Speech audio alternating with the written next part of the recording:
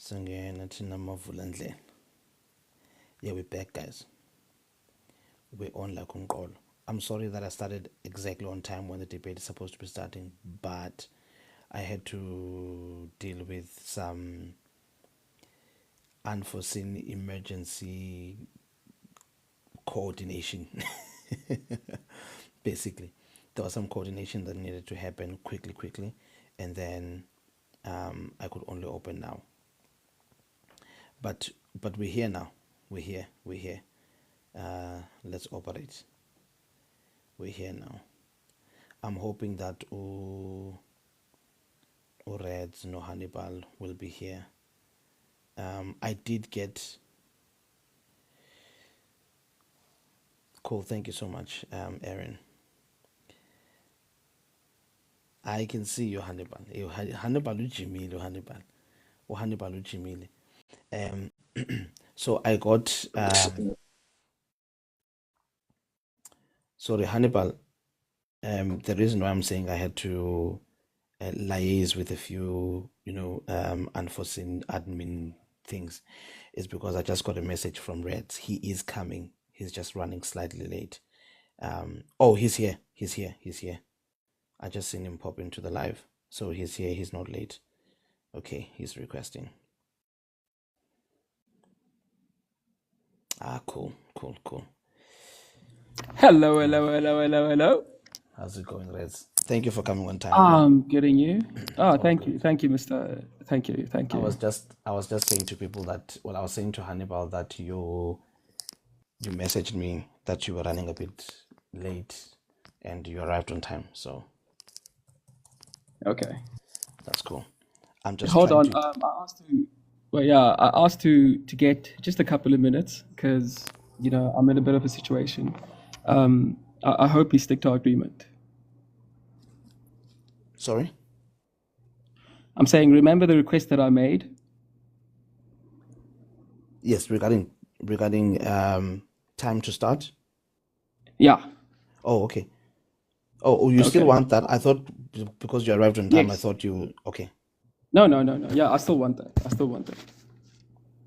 Okay. Are you going to stay on the panel or do you have to drop? I'm going to stay on the panel. No. I'm going to stay on the panel. I'm here. I'm just busy. I'm just caught up with something. Okay. Is 10 minutes okay? Yeah, perfect. Okay, cool. Ask his guys. Oreds did message me to say that he just needs a little bit of extra time because he's busy with something. That's what I was trying to explain to Hannibal before Reds came in. So that's cool. 69 people. That's good. Good evening, guys. Good evening. So just so everyone is aware, there were some constructive feedback that I got, and I'm gonna try and implement some of that. So there might be some changes today. I did message both Hannibal and Reds to inform them of the changes. So just so you guys are aware, there might be some just a little bit of changes today. The guys are aware of the rule changes, so hopefully there will be nobody who is surprised.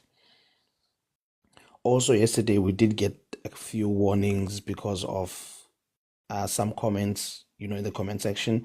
So I probably will add some people to assist to moderate the comments. But can I just ask anyone who is added as a moderator, you are not allowed to mute or drop any of the panelists or accept anyone onto the panel.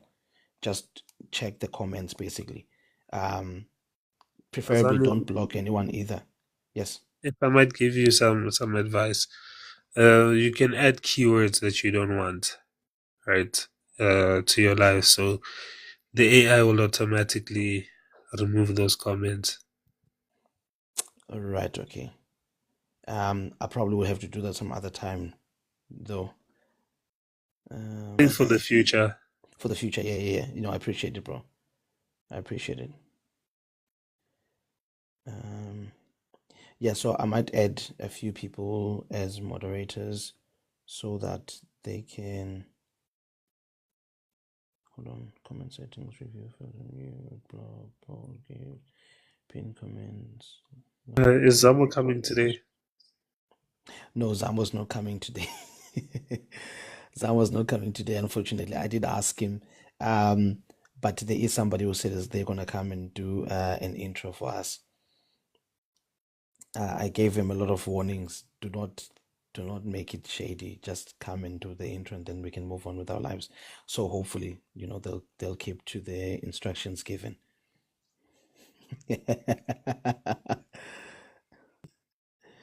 Yeah. Um. Yeah. Yeah. Yeah. I'm just. We're just waiting on Reds, and then when Reds is ready, we are going to start with the instructions. And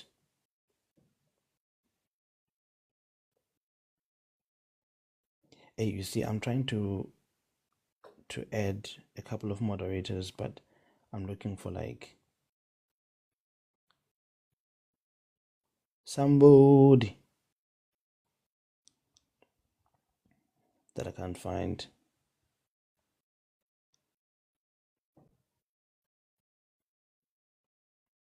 And when I try to search, I can't find the account. It just does not show at all.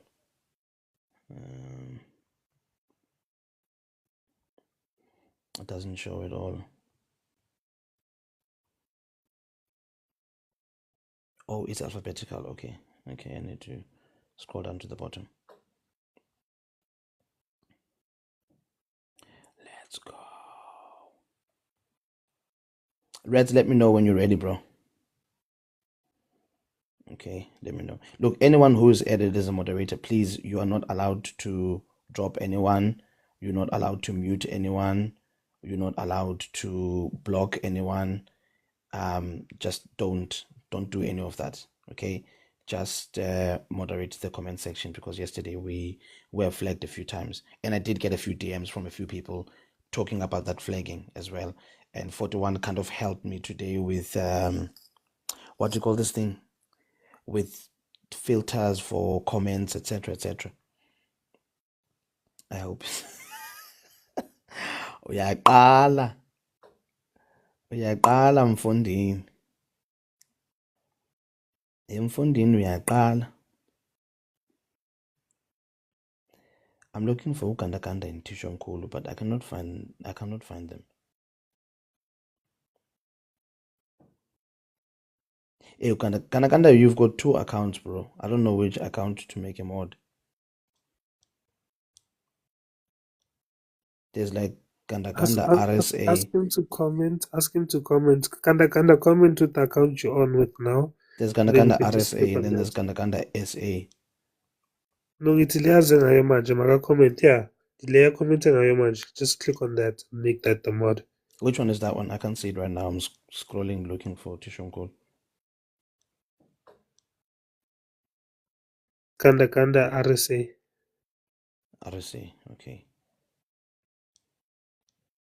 Cool. Remember, guys, please do not mute, block, drop anyone.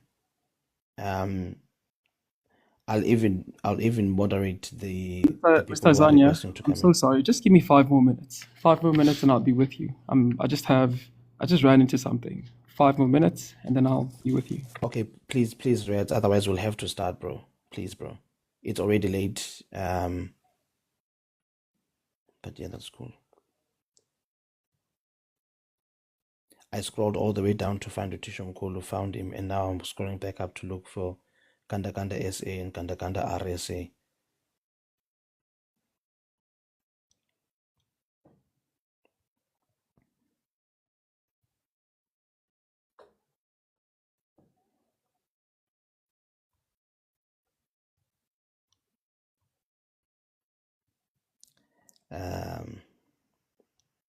Yeah, just to go briefly through the rules. Maybe if I Kanakana, can you comment again, bro? Maybe if I look for your comment and find it, I might. I'll just click on that one and then I'll be able to assist. I'll be able to add you.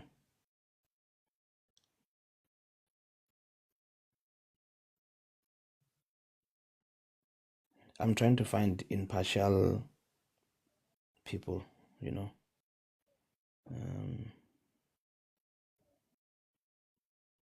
Find me Kumbleka. And I did find you, bro. I added you, so hopefully it's gonna reflect soon.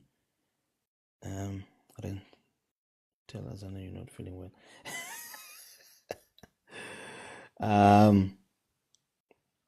Okay, we've got somebody who's gonna make the announcements. He's here already. So guys, let me just explain the rules quickly, right? Just to explain the rules quickly.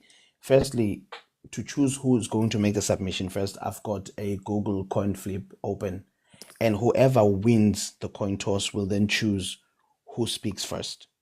Okay, they will choose who speaks first. So if RADS wins the coin toss, he will choose if he will submit first or if Hannibal will submit first. The rules are as follow. Pitch Black is going to do the announcement. He's going to be the ring announcer today. Pitch Black, we spoke about this, okay? You know the rules, bro. Don't deviate. Don't worry, bro. Okay, cool. I hope you've got your script ready. Yeah, just tap and share the live, guys. Tap and share the live. Tap and share the live. And next time, I'm not going to have a what do you call this? An announcer. Okay. Pitch Flag is the last one, and then we're going to go back to the original, the Kochiji. And then after that, it's finished. Pitch Black went to a white school, guys. He went to a Lani school, so he's gonna have to put on the Brew accent in order to make this happen. Reds and Hannibal, you guys did read the extra instructions here? Definitely, host. Okay, cool. Guys, please don't mute or drop anyone, please, because if you do that, I'm gonna have to remove the mod powers, because I don't want any disrepute, you know what I mean? I made people promises that no one's gonna be muted or dropped. If I'm here, let me do that. And then if I'm not here, then yeah. All right, Reds, let's go, bro. Are you ready?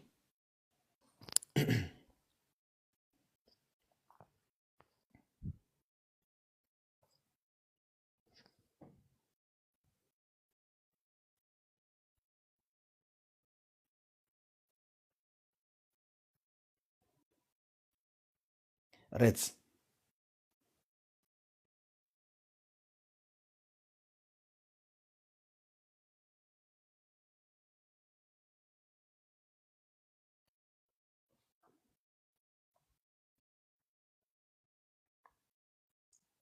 Reds, are you ready, bro?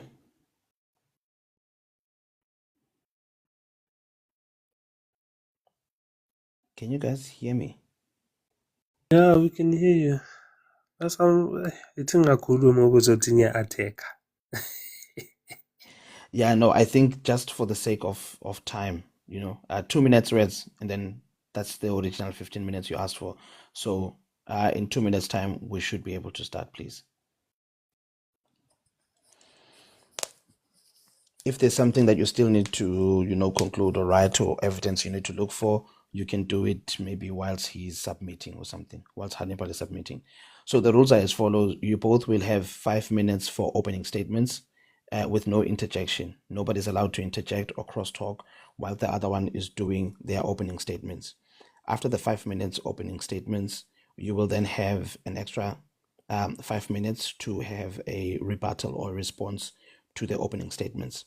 And then you'll have time for... Hi, Zanya. Sorry, I was just organizing my notes. Yeah, I'm here. Are you ready? Yeah. Okay. Did you get a chance to read, or you did respond to them? So you read the extra instructions that I sent? Yeah. Yes, I read everything, and I will be respectful, Mr. Zanya. If you don't mind me asking, what's Pitch Black doing here? No, he's just gonna make an announcement. That's it, and then he's gonna drop after the announcement is dropping. Okay, no problem. I'm gonna drop him like a bag of weed. Don't worry. Yeah. Okay. So 5 minutes each for opening statements. After that 5 minutes of opening statements, you'll both have 5 minutes for rebuttals, and then you will have 10 minutes for Q&A or probing. You are fully in charge of your 10 minutes. So if you feel like your question has been answered, you can ask the person answering to stop, and then you can reclaim your time. Okay? Welcome to the bullpen, gents. Get into the arena, make your statement, stand your ground, and all the best. Pitch Black, go ahead. Yeah. Oh, okay. RADS have a question, or can I start? Well, we're actually waiting for you to say whatever you have to say and leave, bro. You're actually wasting our time. Please. Ladies and gentlemen, welcome to the second annual bullpen fight. It is currently 23:46, and we have the greatest of opponents facing off today. Now, directly above me, we have the 1 in 1 million, the only in a billion, RADS. And fighting from South Africa, the only and the one and only, the polar bear, the patriotic polar bear, Hannibal. Yeah, there you go. Thank you, guys. Well, first of all, I think that was fair. I think you should have said, introducing on stage, 155 pounds, heavyweight champion of the world. Ladies and gentlemen, let's give it up for, but it's Okay, fine. let's do the coin flip. Who wants to call it, heads or tails? Can you please move the notes? Oh, That's Yeah. stuck there. how do I remove the whole thing? Just click on it and drag it up. Oh, yes. Okay, got it. Who wants to call it, heads or tails? I'll start. It's fine. You start. Oh, cool. Okay, go ahead. Rest your 5 minutes. Starts now. Mr. Zanya, thank you so much for the opportunity, and everyone who's present. Thank you so much for allowing me on your platform.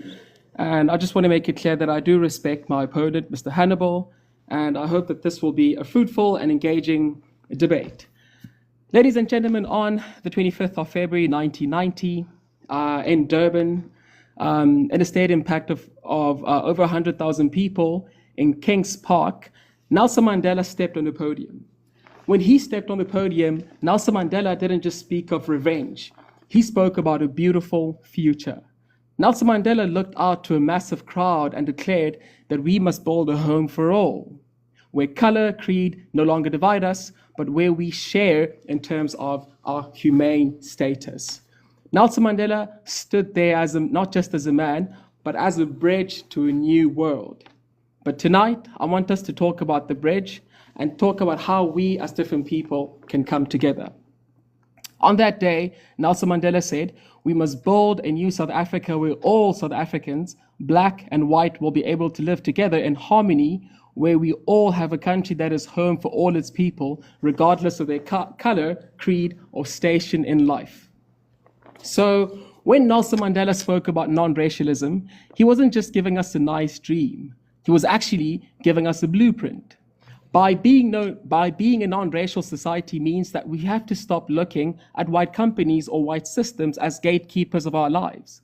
If we truly are African citizens and no longer oppressed by the laws of the past, we have to stop acting like victims of the present.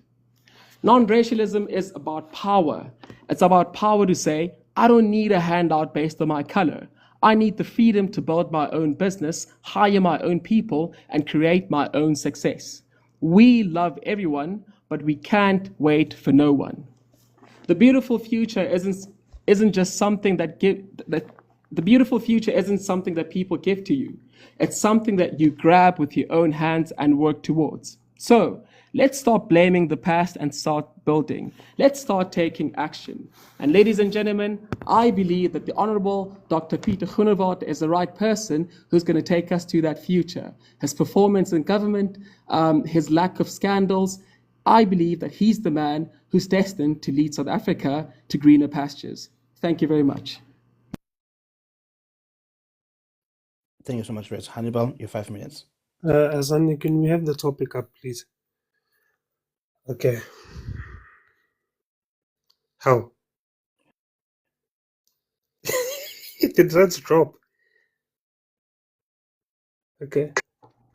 There we go. All right. Okay. Sorry, Reds, bro. That was my mistake. I was changing the poster and accidentally dropped you. My apologies. Sorry about that. Yeah. Can you restart my timer? Host? I humbly beg. All right. Evening, everyone that's listening. So here we go. Right. Before we give power to a person, we must realize that your legacy and your actions tell your story. Today, we are not debating personality. We are debating legacy, ideology, and political continuity. A noble statesman is someone who rises above injustices of their time, who confronts history honestly, and who works to heal divisions rather than preserve them. Dr. Pieter Groenewald presents himself as a defender of constitutionalism, minorities, and democracy. But the question before us is simple. Has he truly broken from the apartheid past, or does he merely repackage it in logic in modern language? Dr. Pieter Groenewald began his political career, as RADS said, in the National Party, the very architect and defender of the apartheid. After 1994, he did not abandon his ideological foundations of the system. Instead, he migrated into parties that preserved their core fears: land loss, demographic panic, and the portrayal of transformation as persecution. Today, under the banner of the FF+, we hear the similar rhetoric. Minorities are under attack. Transformation is discrimination, right? We hear that states is illegitimate when it corrects historical imbalances of the past. There are no neutral constitutional concerns here. They are the language of resistance to a change redefined for a democratic era. A noble statesman confronts inequality. Groenewald contests his remedies. A noble statesman unites a nation. Groenewald mobilizes fear. A noble statesman acknowledges historical privilege. Groenewald reframes it as victimhood. Therefore, we must ask ourselves, who do we want to put in power? Right? Therefore, the debate is not about whether Dr. Groenewald is polite, educated, or legally articulate. It is about whether his politics are progress or the lingering sentiment of an apartheid mindset struggling to survive in a democratic South Africa. Ideology and rhetoric of the FFF plus all point to the latter. Don't get me wrong, there might be a competent white leader out there. However, this would be a disgrace and an utter spitting on the graves of Chris Hani and the likes of Mangaliso Seboko. To vote in VFF Plus, a collective group of people who are monumentally involved in the design and upkeep of a system that is built to keep the black child stagnant and took so many lives. In conclusion, an oppressor who wears the clothing of a liberator of a system that he created is the most dangerous person in society. I leave you with this quote: a nation that does not care for all its people cannot claim to be free. Thank you so much, Hannibal. Reds, rebuttal.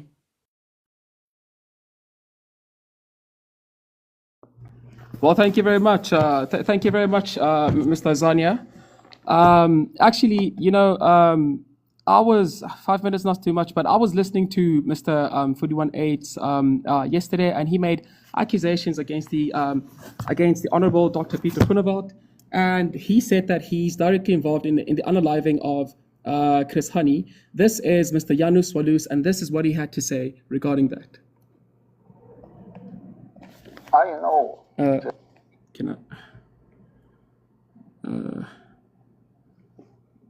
Okay, so this is Mr. Janus Walus. Listen what he had to say. I know that Clive was visited by Jacob Zuma. What did he want? I don't know what he wanted, but he was very positively discussed. It looked like he is going to help us somehow. Exactly, that's what he said. He said that Clive Barker Lewis, the man who was found guilty of orchestrating the murder of Chris Hani, he said that he had meetings with Jacob Zuma, and the meetings were positive. He says nothing about the Honorable Dr. Pieter Groenewald. And yesterday, people said that the Honorable Dr. Pieter Groenewald never condemned apartheid. Well, here he is, Dr. Pieter Groenewald. And for those of you who want to watch his video, there it is. And let's hear what he had to say about the apartheid system. Okay, that's no problem. I mean, if we go back to apartheid again, it's again an injustice system. There's no doubt about it. The only difference is that it took South Africa a bit longer than the United States of America. There you go. He says that it was an injustice system and then it took a bit longer than the American system. And people say that, the Honorable Hannibal over here said that he doesn't advocate for black people. He said nothing about black people. Here is him in Parliament. To publicly condemn farm murders in South Africa. In South Africa, we have black farmers, we have colored farmers, we have Indian farmers, we have white farmers. The food you had this morning when you had breakfast, you must thank the farmers. Thank you very much. You guys can, if you guys wanna watch the rest of the video, you guys are welcome to do so. And so that's that. And then people want to speak about the history of the past. Yes, it's true. The Honorable Dr. Pieter Groenewald was mentioned in the TRC findings, but he's not the only one. I have a list of well-respected black people who are also mentioned in the TRC findings, namely Winnie Madikizela Mandela. The Truth and Reconciliation found that she unalived Stompisi Bay, and Winnie Madikizela Mandela was a member of Parliament and the Deputy Minister of Arts and Culture from 1994 to 1995. You guys can watch the true TRC video where the family cries. It's horrendous. Thabo Mbeki, as a senior leader of the ANC in exile, Mbeki was cited for collective responsibility of human rights abuses in ANC detention camps such as Quadro in Angola.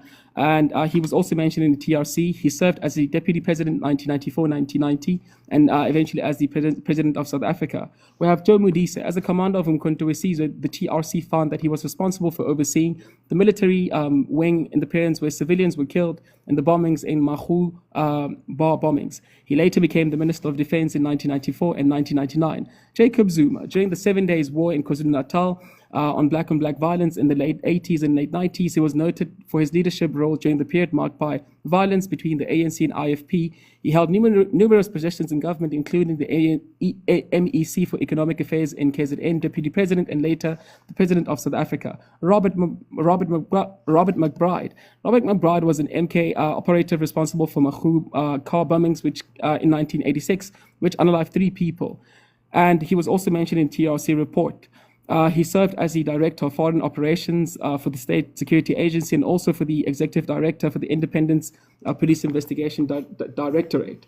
So if you guys are going to come here and speak about, if we can accept leaders who were implicated by the TRC Commission in bombings and camp abuses as our ministers and presidents, then I think it's hypocritical to deny the Honorable Dr. Pieter Groenewald a second chance today. We move forward by giving those figures a seat on the table in the name of progress. Then we should apply the same principle on the Honorable Dr. Pieter Groenewald. And then we come to black leadership. The ANC has dismally failed. Mr. Azania, with all your respect, please just give me more time. Yeah, I'll allow 3 more minutes, Reds, and I'll give the same courtesy to Hannibal as well. Okay, perfect. Thank you. But just so you are aware, Reds, I did say in the rules that if I feel like you're deviating, I'll bring it back. You are debating Hannibal on the legacy of Pieter Groenewald, not 41-8, but I'll add you 3 minutes. All right. Thank you, Mr. Azania. And then we're going to speak about black leadership, right? The ANC, the EFF, and the MK party comprises of 95% of the black vote within Parliament. The ANC, we know that they have a track record of bad governance. This can be seen in SAA, Transnet, just the state of our state-owned entities. It doesn't require much. Even with the Palapali, you can add that too. And then we speak about the EFF. There's a person called Nkululeko Dunga who served as MMC of Finance in Ekurhuleni, and he was fired for his role in fraud and maladministration in that department. He was actually fired. And then you have Julius Malema. Let me bring up the report by the Public Protector. This is a report by the Public Protector that implicated Julius Malema in Limpopo in 2012. Articles are all over the internet where it said that he benefited from proceeds of crime. There was actually a court judgment about that, right? And as a result, the SIU confiscated his house in Sandton, and they confiscated his farm, right? And then we speak about Jacob Zuma. Jacob Zuma failed to uphold, defend, and respect the Constitution. Why? Because the public protector told him to pay back the money for the non-security upgrades at Nkandla, and he ignored it. But disregarding those remedial actions, the court found that he had breached his oath of office. Think about that. A person who's supposed to be the primary guardian of our democracy was found to have broken the very promise that he made to his people. And ANC, EFF, and NK they represent 95% of the black vote in South Africa, and people would come here and say that the ANC doesn't represent black people. However, ANC, EFF, MKP represents 95% of black people, and they failed, right? The Honorable Dr. Pieter Groenewald has no scandals post-1994 behind his name. In fact, the Freedom Fund Plus are in charge of the municipality of Oudtshoorn, where they got a clean audit. So that's it. And then people would speak about apartheid system. There's a difference between apartheid and self-development. Apartheid was a system used to subjugate and oppress black people, where a system of self-development and self-governance is a system where communities are given the power over affairs of their own, state. An example of which would be Cape Town, where they had electricity.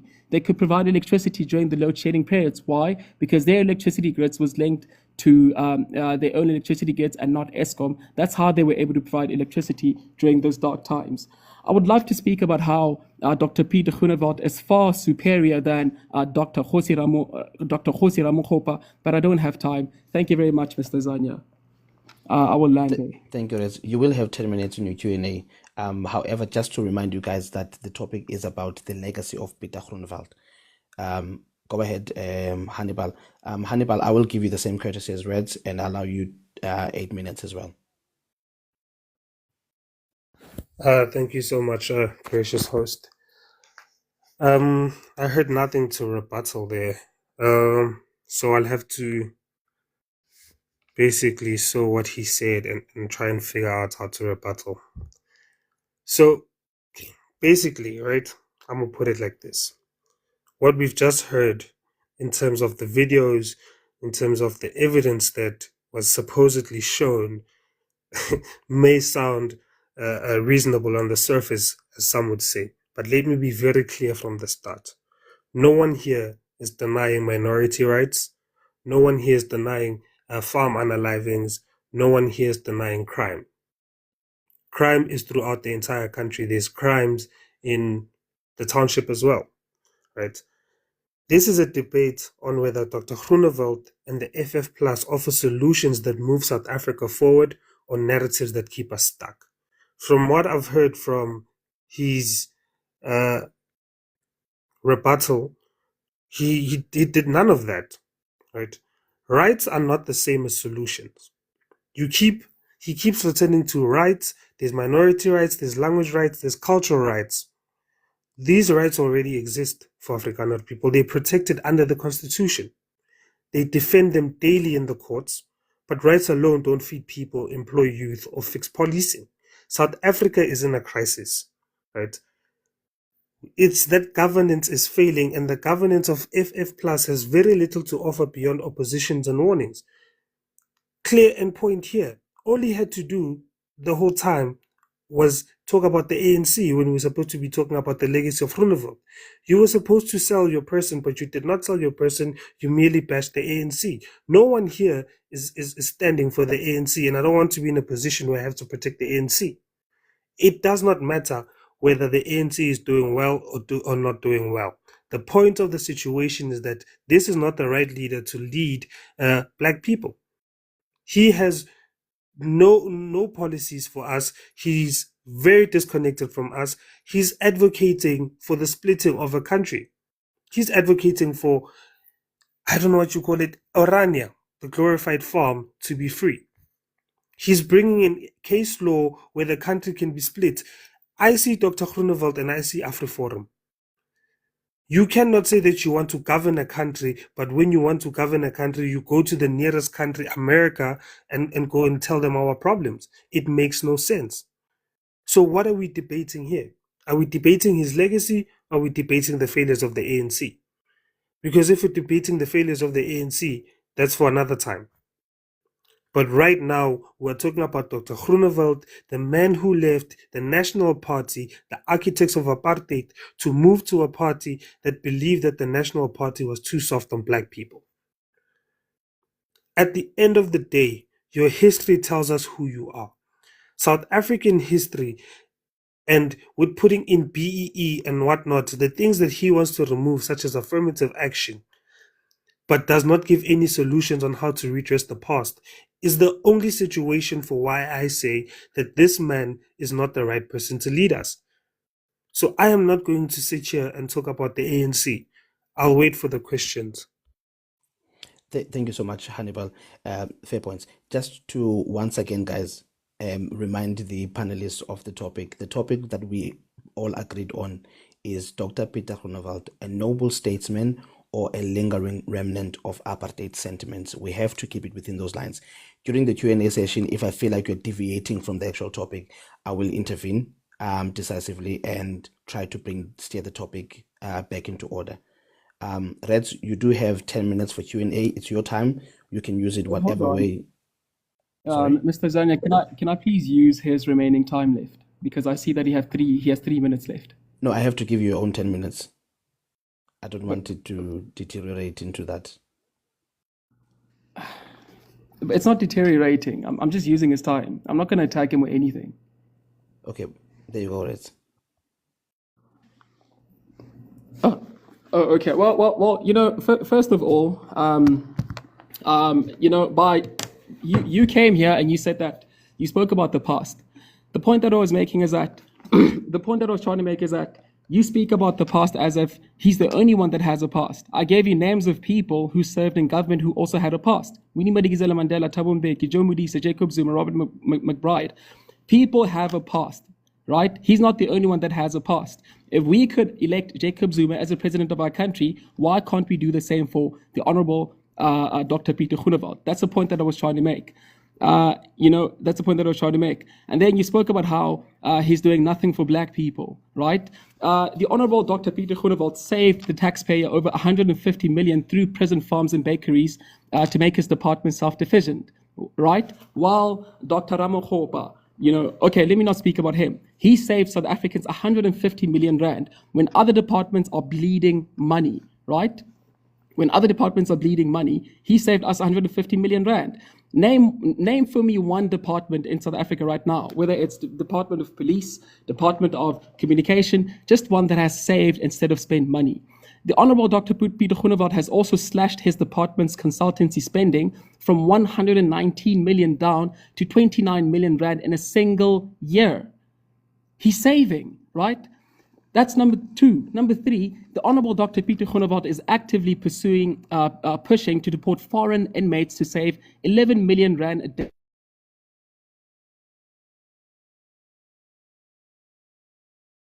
Saving South Africa a lot of money. For you to come here and say that he's doing nothing for our nation, we shouldn't give him, you're delusional, really. For you not to acknowledge the good work that this man, this great man, the Honorable Dr. Pieter Groenewald has done in our government departments, I think you're just trying to gaslight us. I think you're trying to undermine our intelligence as black people. I mean, the facts are there.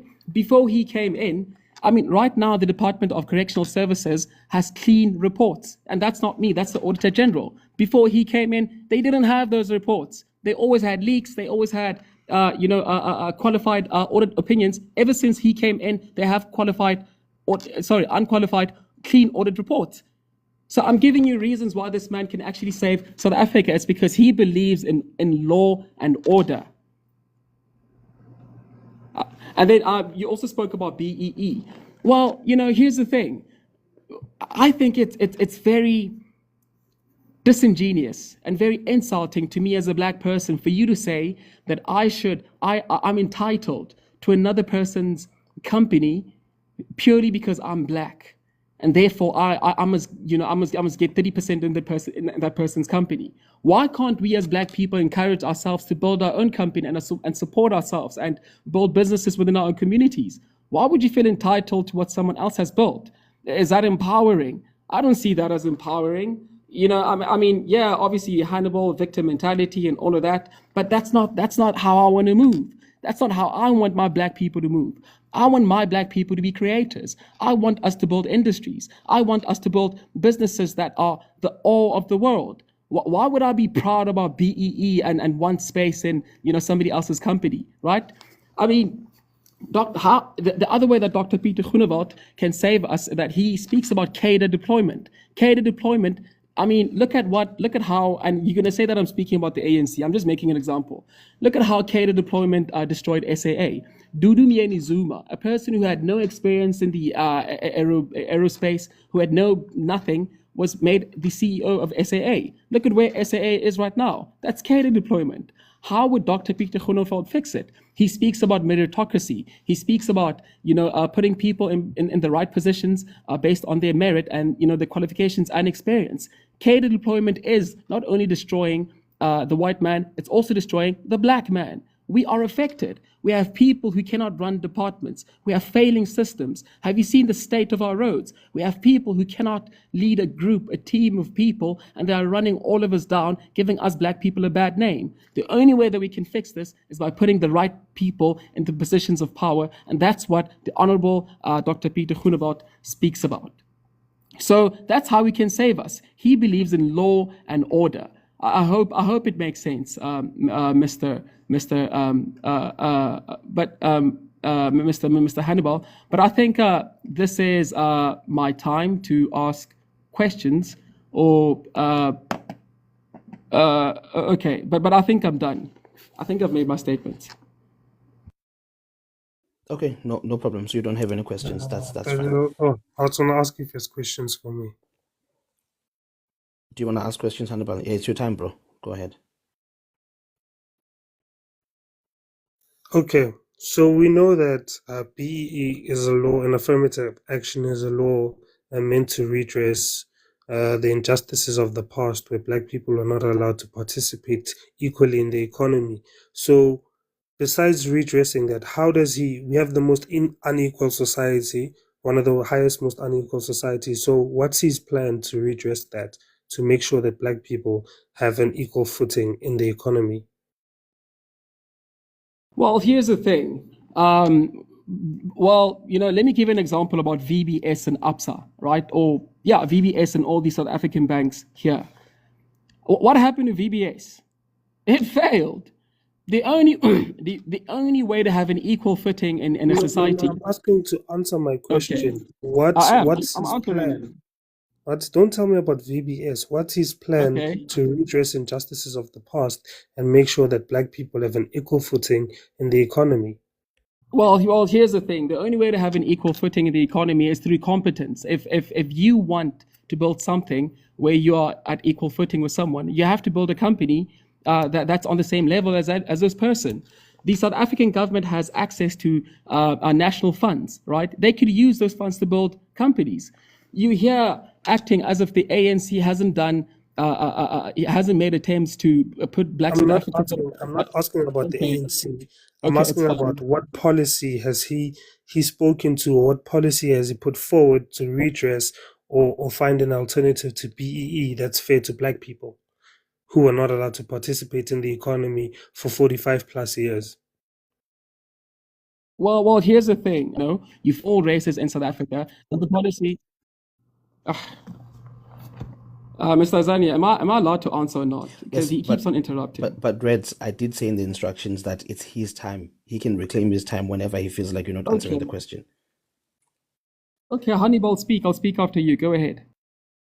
I'm asking you a question. I'm asking for a policy or something that he's put forward to actually make sure that black people have a chance in this economy when we have the highest inequality rate in South Africa. Well, I think black people have had a chance for 30 years, right? I think there have been chances. Can I give you an example, if you will? Can I try and rephrase the question, Hannibal? Wait, Try and hold on. rephrase it. I understand the question. I I'll understand the give question. the host to Okay. rephrase. It's my time. I'll give the host to rephrase. Okay, is there any legislation that Pieter Groenewald has introduced to try and level black people from the past?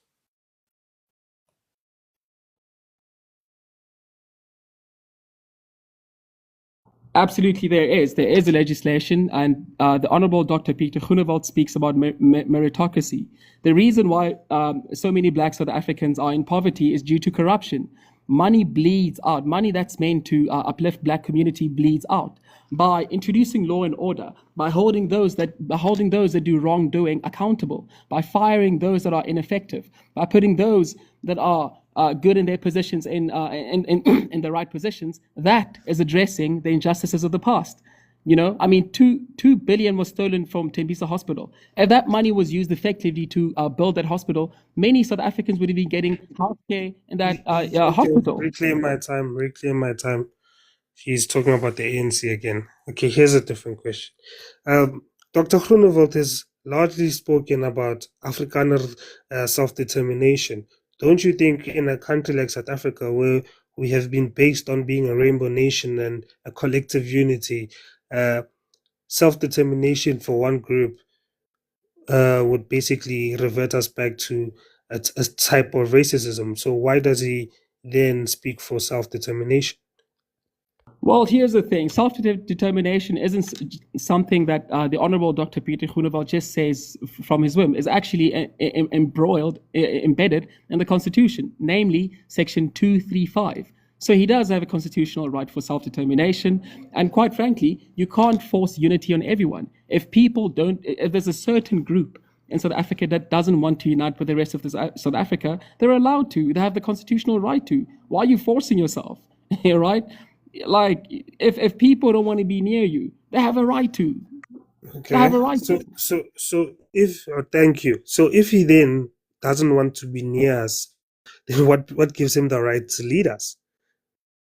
Because if he wants to be self-determined, if he wants to be self-determined, then let him be self-determined and have his 7 million votes, and let the rest of us vote for who wants to lead the rest of us. Because why would we vote for somebody who wants self-determination from the masses that he plans to lead? That's a very good question. But last time I checked, the Honorable Dr. Pieter Groenewald saved 150 million rand through prison farms and bakeries in South Africa. He didn't just save it for the Afrikaner, he saved it for everyone. He saved it for the government, right? When he slashed departmental consulting spending from 119 million down to 29 million, he didn't just do it for the Afrikaans community. He did it for the rest of South Africa. When the Honorable Dr. Pieter Groenewald... Reclaiming my time. You're failing to answer my questions. Right. So let me try and put it more plainly. Why would somebody who wants to create an entire white community separate from the black people feel as if he has the right to rule black people? Well, first of all, South Africa is not just made out of black people. You know, if you want to live in a black-only land, you can go to Nigeria, Mr. Hannibal. However, exactly. Reclaiming my time. Exactly. South Africa is a land united with different people and different cultures. There's already protection for minority rights in the Constitution, as you've cited. So what is he still advocating for? Right? Why do you still advocate for separation when there's already unity? When you already have the rights that have protected you? I'm not asking any more questions, host. We don't need... I'll use the rest of my time like this. We don't need a politician who works on separation in a country. Let me put it like this. Self-determination, I wrote it down actually. Self-determination is a political solution in a specific historical context. But in South Africa's reality, separating people by ethnicity in a country already fractured by inequality, more division, not freedom, unity and inclusion, not separation, protect all rights. We need somebody who's up and willing to work for all South Africans. Not say I will work for all South Africans, but I'm going to keep the white people in this corner. Because if this was a rhetoric that was run by a black person, he'd be dubbed a racist. He'd be dubbed doing reverse racism. And rightfully so. So I will never advocate for Dr. Pieter Groenewald. Not that I would not vote for a white person, but this one is not the right one. I yield my time, host. Host, can I just respond to that, if that's okay with you, host? No, I don't need a response. Yeah, no, I'm not talking to you. I'm speaking to the host. No, Host? Reds, I think because we allocated time, I think it's only fair that we close this round right now. You will have an extra 3 minutes, Reds, for you to make your closing statements.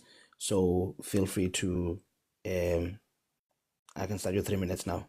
This is the closing statements, guys, for the debate on Dr. Pieter Groenewald, whether he's a noble statesman or has lingering remnants of an apartheid sentiments. Reds, your 3 minutes for a closing statement. Start now. Well, thank you very much. Self-determination is about giving. Self-determination is about giving communities the power to manage their own schools, their own security, their own resources. This isn't just for white people. It's a model that allows any community, Zulu, Xhosa, Soto, or Afrikaner, to protect their culture and fix their own problems when the central government fails. You know, it's quite sad that we as black people, we don't. I mean, I can't study accounting in Sesotho. Some people cannot study their honors degrees in Zulu, and it's quite sad that the Afrikaners have managed to, you know, to build their language to such an academic excellence that they're able to study any language with their own language. And instead of us drawing inspiration from the Afrikaner community, we rather, you know, hide behind, you know, unity and inclusion and all these things. Some people want to retain their cultural identity. Dr. Pieter Groenewald is one of the few leaders who actually demands that the state stops wasting taxpayer money. Whether you're black or white, if you pay tax, you want money to build your roads, you know, not money that goes inside the politician's pocket. Many black South Africans are tired of the system that's failing them. They see a leader who demands merit-based appointments and think, I'd rather have a competent leader who tells the truth than a corrupt one who looks like me but steals my future. As we saw from the video of, Dr. Pieter Groenewald in Parliament, he acknowledges the injustices of the past. He isn't trying to go back. He's trying to move forward by treating everyone as an adult who is responsible for their own community.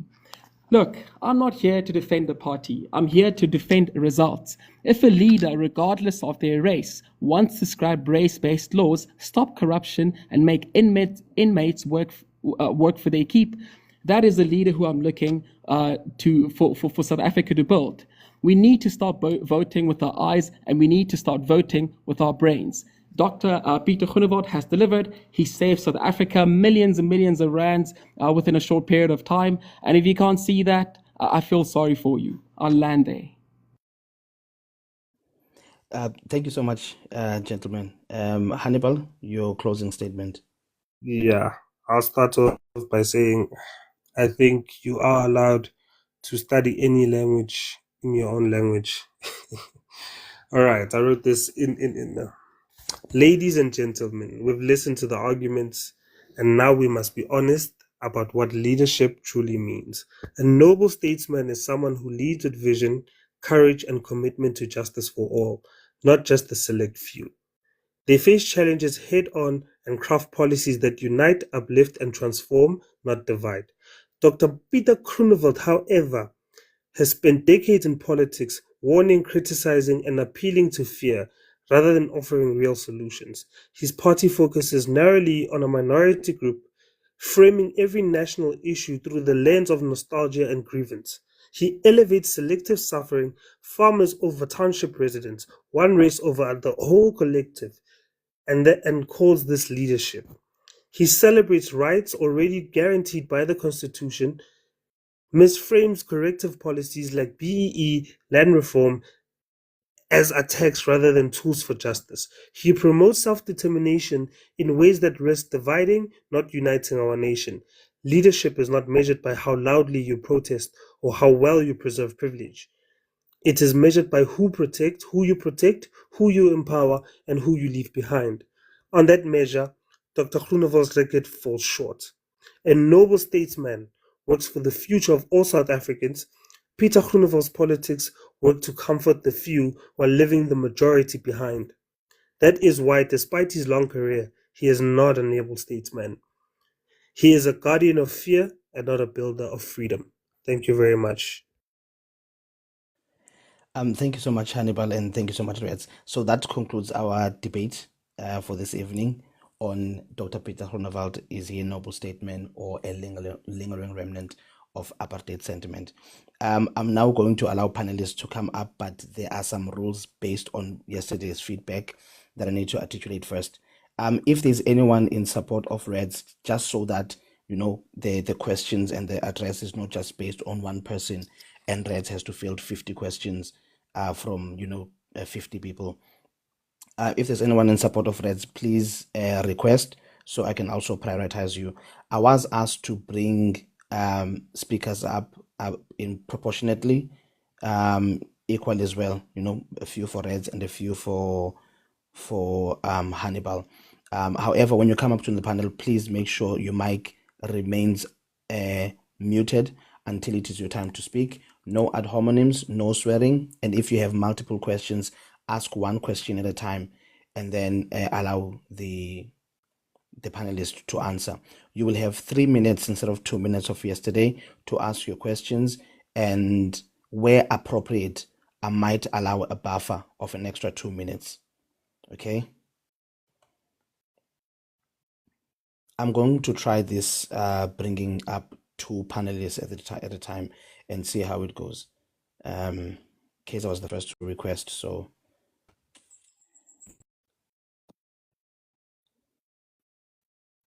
right, okay. Kaiser, you have got 3 minutes. Yeah, thank you. It's incorrect to say Dr. Groenewald introduced the bakery program. It was introduced in 1992, and then it was expanded in 2018 into 9 bakeries. 2025, I think that's what he's giving Dr. Groenewald credit for. He added a mere 4 more. He didn't start it. So it's actually a lie to say he started the bakery program in the prison. Also, Time Bank is successful. It's a successful black bank. So it's very convenient for you to only pick the one that failed as an example of black capacity. Right now, cricket has a World Cup under a quota Lokunja, a quota captain, and to pretend as though merit and quota or PE are mutually exclusive. They don't pick a random RADS to go and play cricket. They actually pick someone who's already playing cricket and is really good at it. Merit and race can go together. There's no logic in saying that the two are mutually exclusive. RADS. And also, hey, that was brilliant. Hannibal, Melaiti, like I'm knighting you officially, Ntwana, you are better, you are the best. Like you are well, if you can be knighted by me, you must know you are a legend. I never thought there was anybody who's better than me at this, but you are definitely much better. To argue using Mandela as a moral standard of South Africa, and at the same time saying Groenewald is allowed not to want unity is a moral contradiction. It's very horrible and distasteful, And another lie which I heard was that correctional services has gotten a clean audit under Dr. Groenewald. Now I looked it up online. There's no such a thing. Literally, there's no such a thing.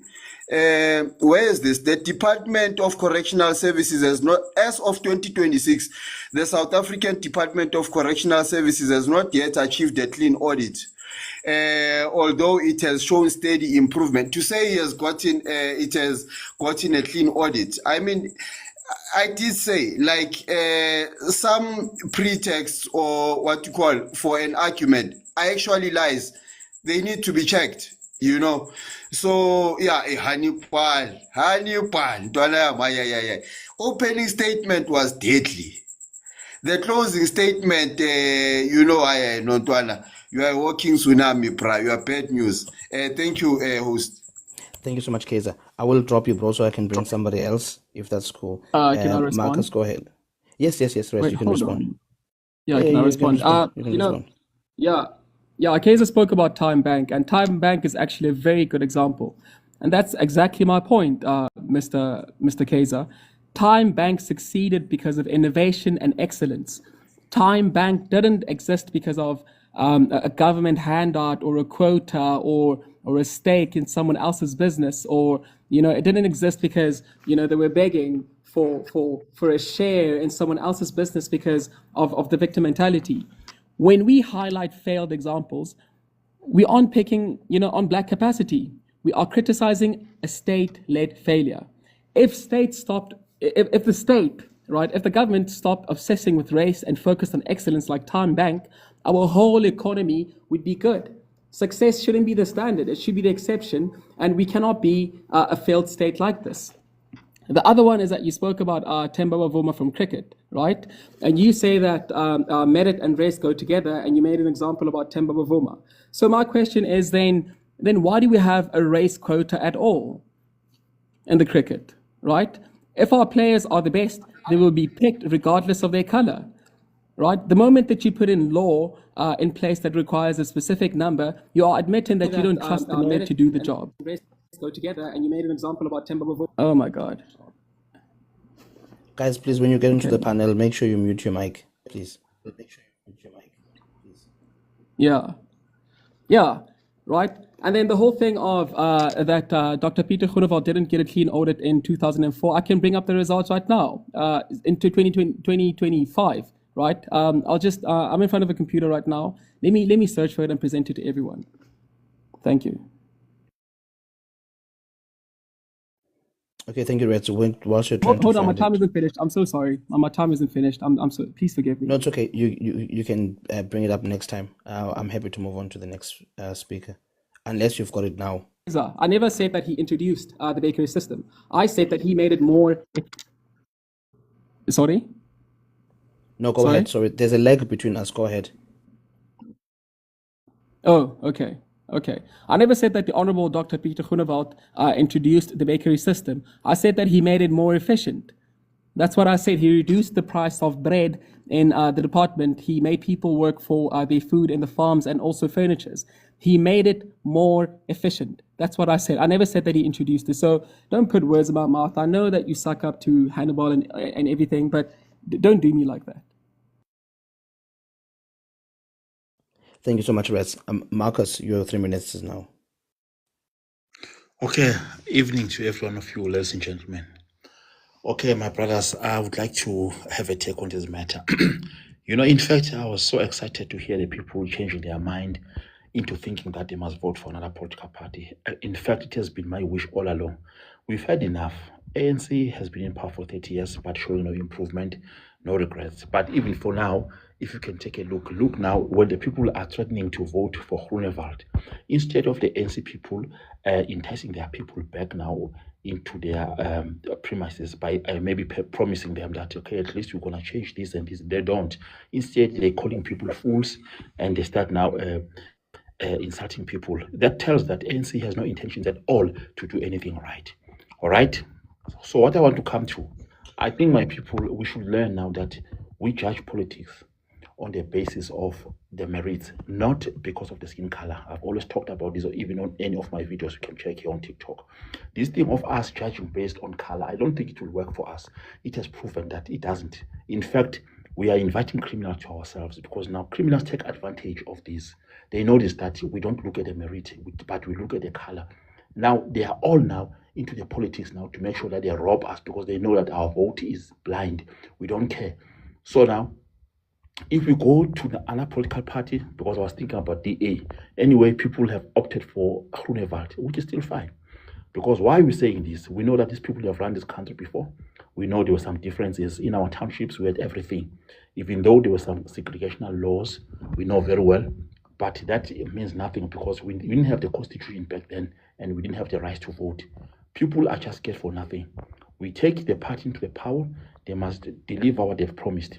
So in this way, we are teaching our people also that they must not look at the skin color. So I think after that 5 years, our people will have now learned that in politics, you vote because of the service delivery. I think that would be the best. So there's nothing wrong. Okay, somebody talked about the time bank. Okay, but I don't want to talk so much about that bank, but I'm very much worried. Unfortunately, I don't have enough time now, but I ask you, my brother, to go and do your own proper research. Most of the people that got scammed, they use the bank, time bank, and I don't know why, because that is the black-owned bank, and I'm also worried anyway. I don't like it. I'm one of the victims that got scammed. Not only me. Go and do your research. Most of the people that got scammed, they are big monies. They used time bank is the via route for people that scam other people. But anyway, I'm not trying to blackmail or talk bad about the black-owned entities. In fact, okay, my brothers, I've got my time up now. All right, thank you very much.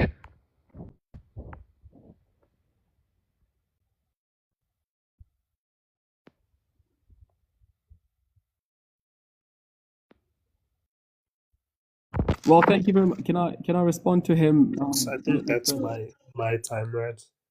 Okay. If you'll be so kind. I'll wait for Azania to put the timer. Thank you, Azania. Firstly, I find it very disingenuous for a person using the name of Marcus Garvey to advocate for white leadership. What has white leadership done in Cape Town?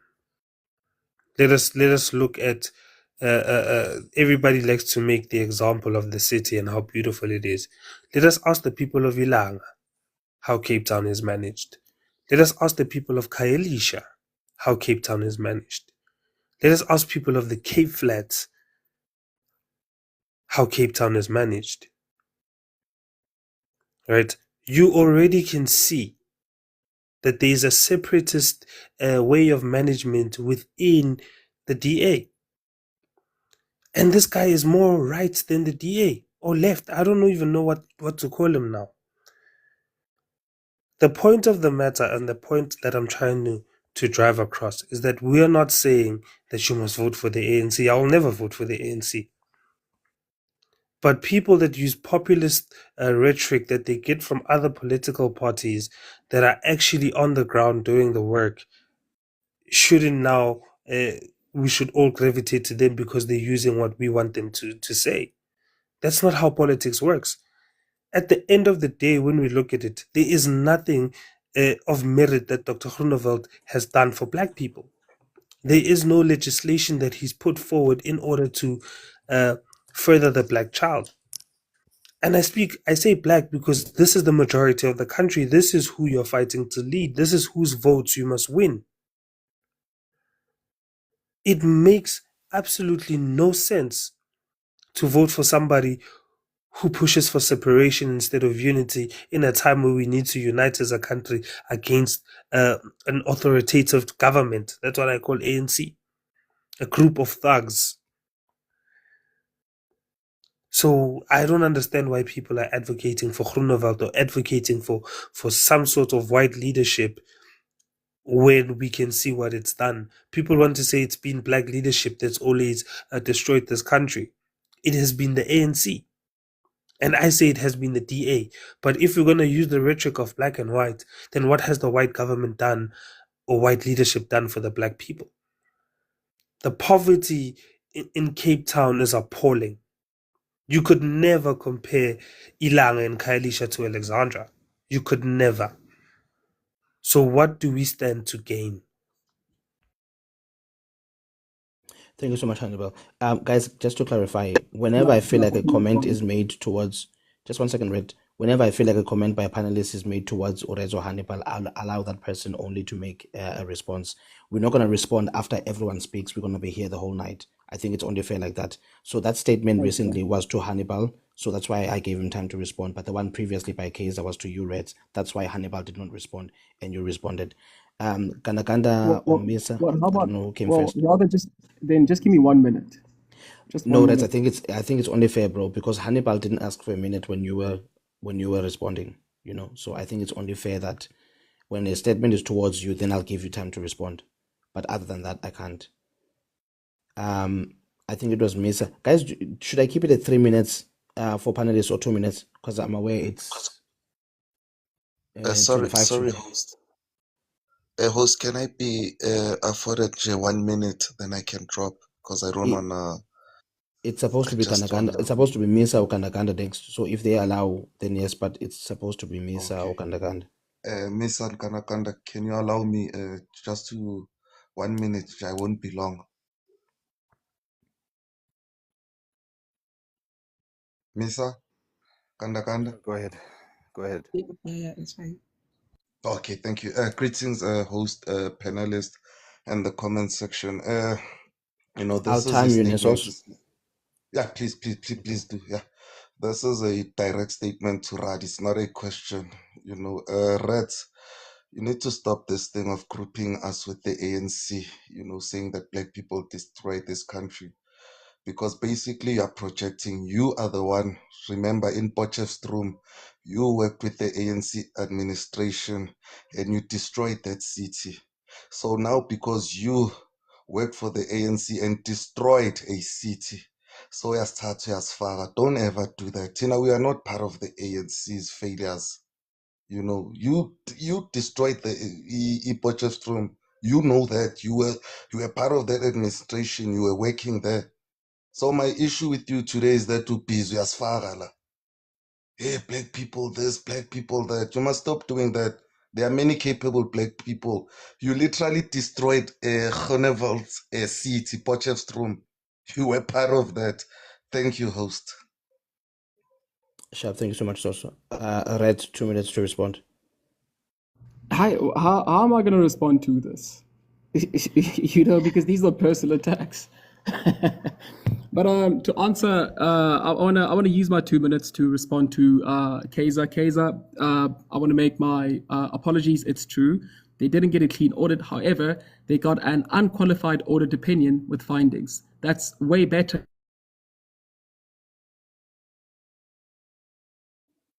Reds, I don't know if than a qualified audit opinion. Yes, thank you. Sorry, Reds, I lost you there for a second, but maybe it's my side. It's a lag on my side. Yeah. No, okay. Thank you so much for keeping it short. Mesa or Kanaganda, I can't remember who came in first between the two of you.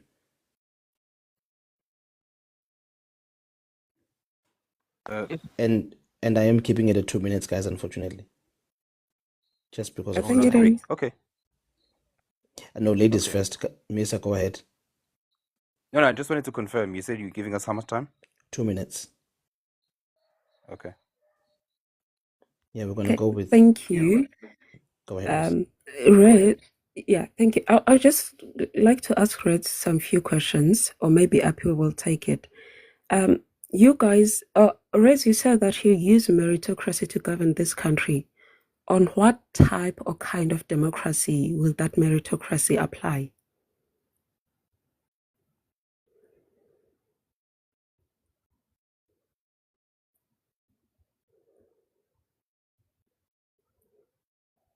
Can you hear me? Oh, okay. I'm sorry. Repeat your question. I wasn't. Repeat your question. Go ahead. You said you'll use meritocracy to govern this country. On what type of kind of democracy will that meritocracy apply? What type of democracy? The current democracy. The Honorable Dr. Pieter Groenewald is applying. First of all, ma'am, do you know what meritocracy means? Right. You said you'll use meritocracy to govern this country, which means you'll govern it through merit. On what type of kind of democracy you will apply that meritocracy? In government, in government positions, in government departments, government institutions, where you hire people based on skill, the previous work experience. On what type of democracy? On South African kind of democracy? The current democracy. So you will use the constitutional democracy to govern? Absolutely. I mean, what do you call this? Cadre deployment isn't a government policy. It's an I'm ANC policy. questioning democracy, Reds, the system. We've got presidentially democracy that US is using. We have constitutional democracy that is South Africa is using. We've got parliamentary democracy that apartheid was using. So are you saying you're going to continue with the constitution leading the country, not the president? Listen, I'm saying meritocracy will save South Africa. By putting the right people in the right positions, we will be able to save countless lives, build our institutions, and give countless of people jobs. Under which democracy? You will continue with constitutional democracy, or you go back to parliamentary democracy as apartheid did? No, well, I mean, apartheid's not going to come back. Let's be real. I'm talking about democracy, the system, the democracy, not apartheid. You know what? Let's Said he end will this. continue. I'm trying He to. said he will continue with the current one. Hold on. Please mute your mic.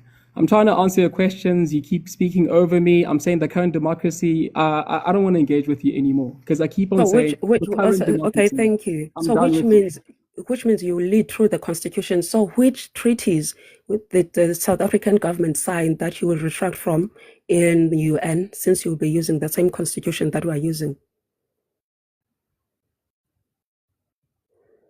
Here's the thing. You don't need a treaty from the UN to take out cadre deployment. So don't come here trying to act smart. Right. My question is, South African government has already signed treaties under this constitutional democracy. So which one you will retract from? I'm saying, ma'am, can I please answer you? I'm saying you don't need any UN treaty to implement meritocracy. You don't need it. You just implement it. How many times must I say this? Please. I'm saying you just apply it. Thank you, Mr. And thank you, Reds. Gonna go ahead. 2 minutes is now, bro. Thank you very much, host. I hope everybody else is doing well. I think we need to make sure that we understand something here. I'm well aware of the fact that the debates around Groenewald was about him as an individual and his capacity to lead the country as a man and as an individual, right?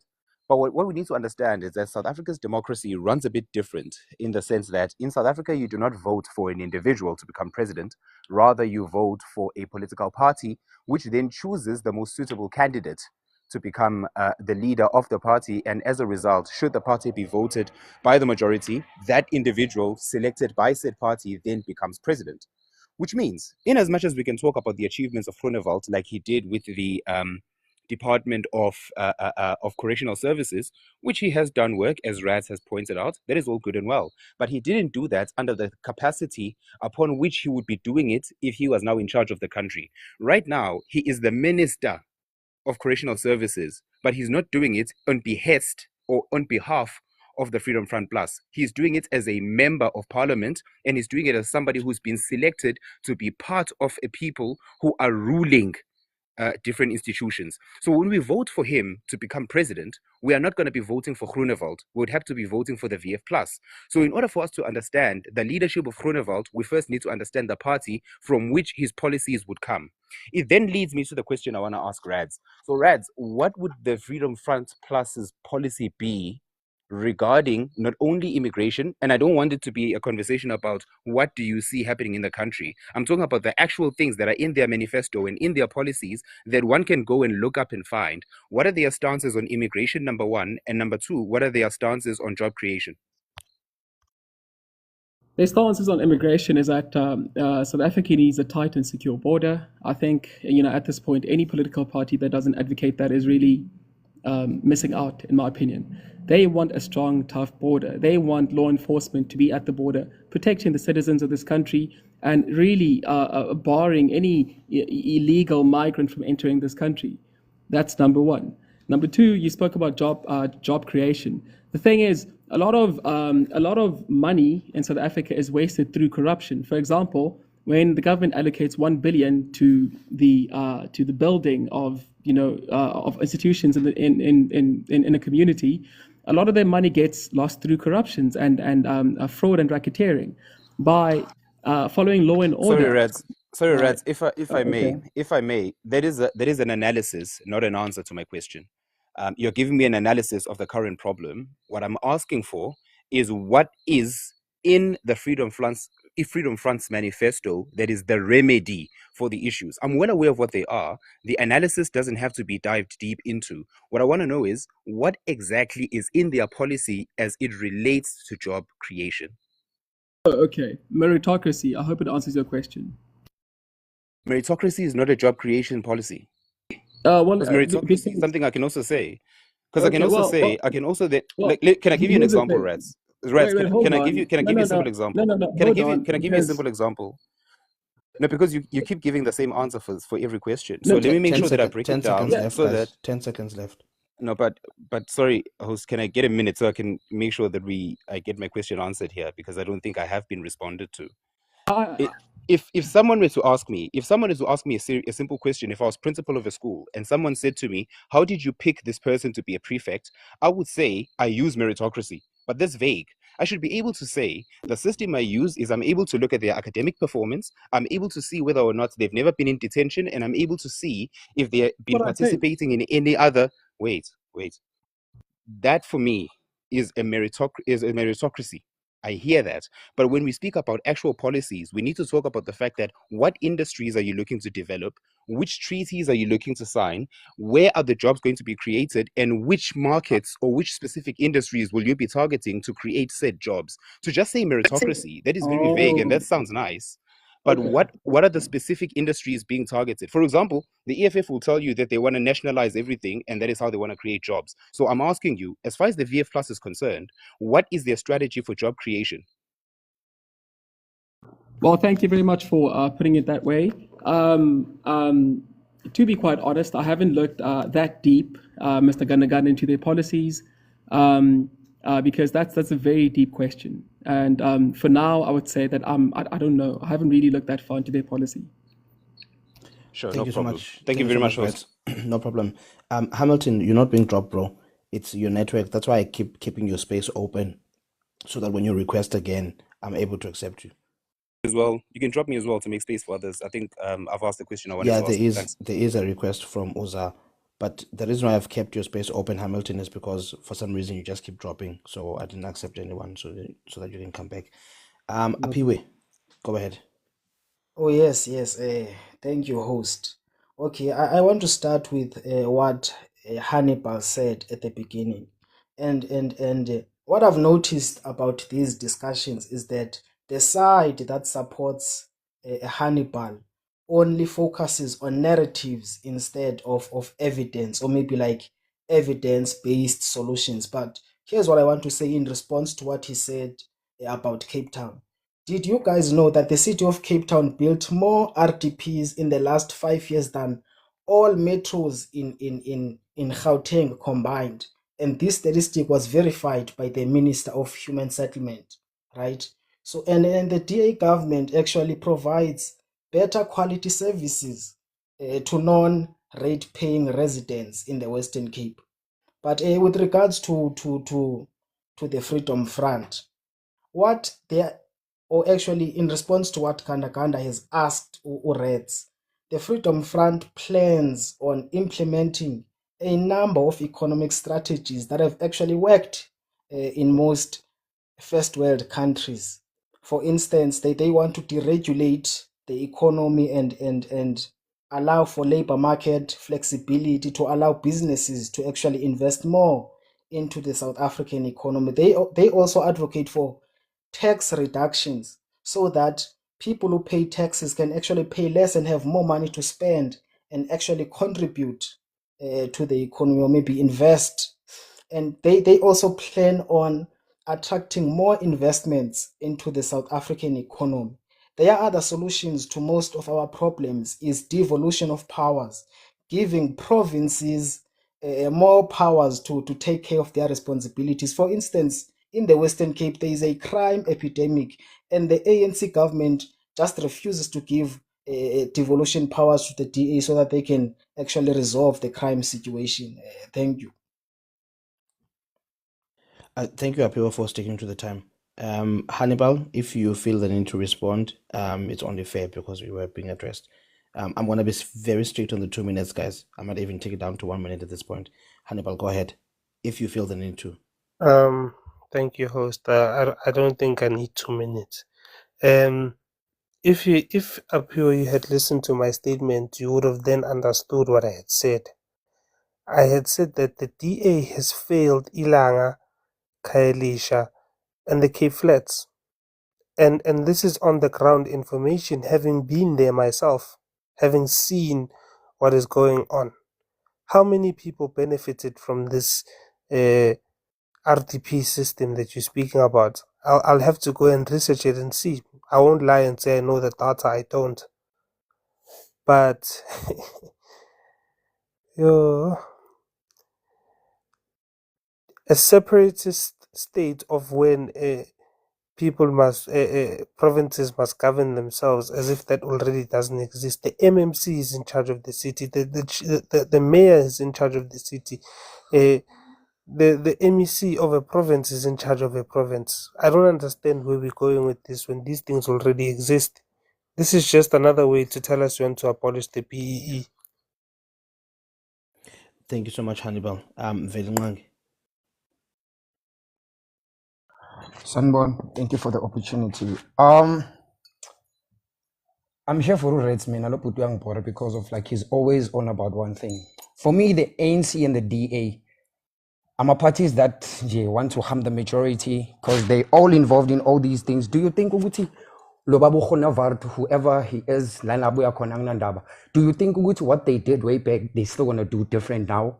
What I'm basically trying to say, Uguti, no government that we're gonna use that has abo snopa ni abo whatnot ezosiza thina, those people will never help us because of from history last Bega corner where we come from. These people never helped us with anything. Where we are namhlanje, we're still complaining even after 94, even way before 94. These people were busy looting.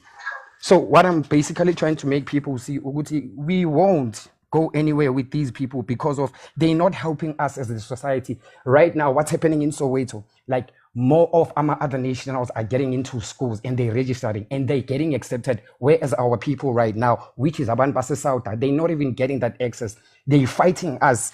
Where is Ukhunavad gonna benefit us when it comes to these issues we're facing, Gopi? Tina Lassi corner, which is where I am right now. I'm based in Soweto. This guy is based there. They're making decisions that are connecting Tina Sonke, but are benefitable because of they know they have people like this guy here that's gonna come and advocate for these people because this one is a beneficiary for everyone that owazi ukuthi uzohlumeza umoya uzothi maseka la into umbuso and then they start shoving in their people, like they doing this nepotism, and then our government is not going to rule. I mean, I'm just saying, vote and gather, because this voting thing, yes, bambezela, slibel siya vote, koko bet ba vote, abo anbet ba vote, nathi siya vote. Ingane zethu nazo sazo vote nkosi yami. Can I please respond to that? Yes. Thank you so much, Velungang. Just before you respond, Greg, I understand the frustration, Velungang, but please vote, guys.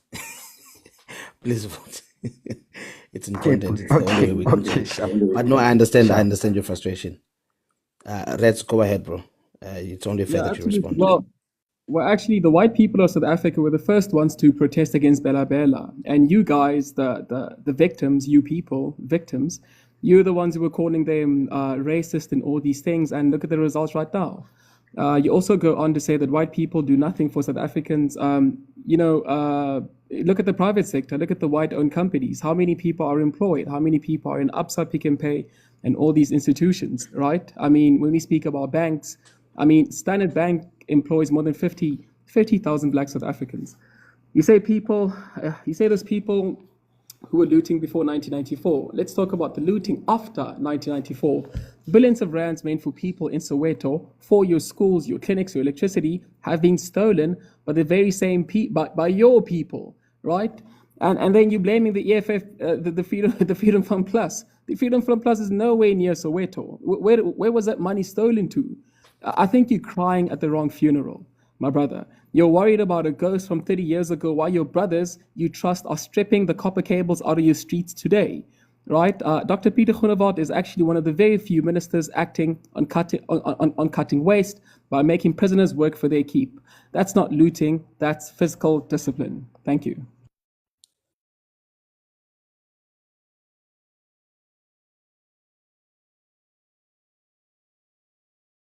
I'm done, Mr. Zanya.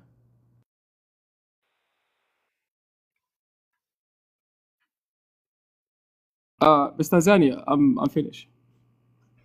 All right. All right. Thank you, host.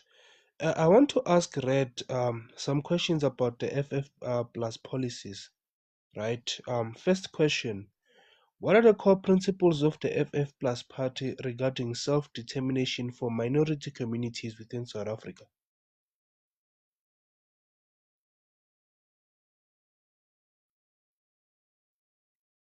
I'm sorry.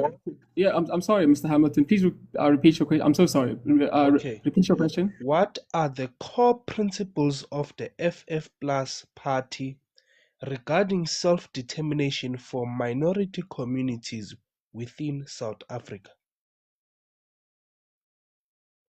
The policy speaks about, again, I have admitted that I haven't invested that much time in reading the policies, but I would assume that it's about protecting the rights of minorities in South Africa. Okay.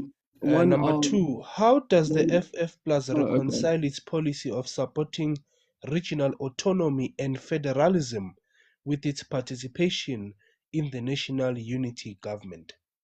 Well, absolutely. Well, all I have to do is point to Section 235. That's it. Section 235 speaks about self-determination. They're protected by the Constitution, and if it doesn't sit well with you that a certain subsect of the population wants to be by themselves, build their own communities, that's your business. Instead of you obsessing, instead of you, okay. Okay, so the FF Plus advocates for a shift from race-based empowerment, which is the BEE and the affirmative action, to socio-economic criteria. What specific mechanism would be used to implement this, and how would you ensure that historically disadvantaged individuals are still supported? Well, absolutely. Firstly, we have to deal with cadre deployment and nepotism that's currently ravaging South Africa. Cadre deployment, it's about hiring a person purely based on political affiliation. We don't need that. We need to hire people based on competence. I hope it answers your question, sir. Thank you so much, Hamilton, bro. You actually asked questions and Reds answered the question. Thank you so much. I appreciate it. Kaiser, go ahead, and then we'll go to King's and then we'll go. Reds, thank you for admitting to your error about the clean audit before I had to do it for you. Now, I don't know what black people did to anybody, that people who just make things up. There's no record to show that Time Bank is the bank that has the biggest problem with scamming in South Africa. There's no such a record. And somebody comes here and claims that DA built the most RDPs in 2025 or whichever year. Again, he just made that up right out of thin air. I don't know why these people are doing this. Also, Uterate is an example that a white face doesn't save an institution. Uterate went in every time when a white leader is leading. You are told about how much money he saved. He was put in there to end load shedding and he failed dismally. The best that he did was produce a book. That's the only tangible result he produced from leading ESCOM. After him came Khosi and Suramuhopa, and load shedding was gone. Being white in South Africa, you just have to smile at a black person. And that is all. That's a monumental achievement. Now they want to bow at your feet. You hardly have to achieve anything. Groenewald is given credit for absolutely nothing.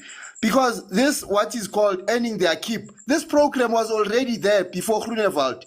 He literally copied a program that already existed and just expanded it. Now, when he said he made it more efficient, again, it's something that it can't be quantified.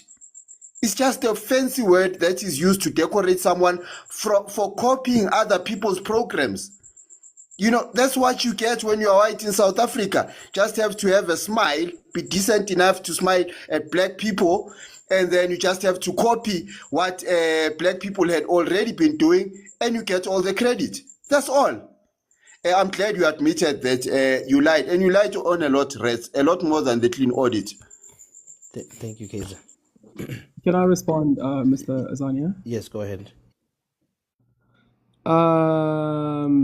You saying that he took he copied a system that was already existing, really. So by saving the taxpayer more than 150 million rand through prison farms and bakeries, that's a made up system, really.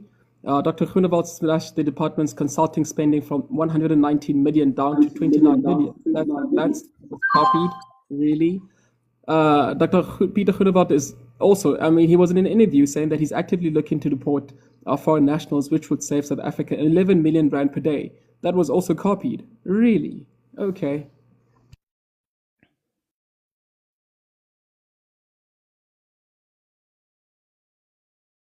Tanya. Okay. No problem. think Thank you so much, Reds. I keep talking, guys, and then I don't realize that I'm muted. Can I just check Hannibal and Reds? Are you guys still okay to stay on the panel? Yeah, of course. Because can I just ask Reds for the sources of his information, where he gets all this information?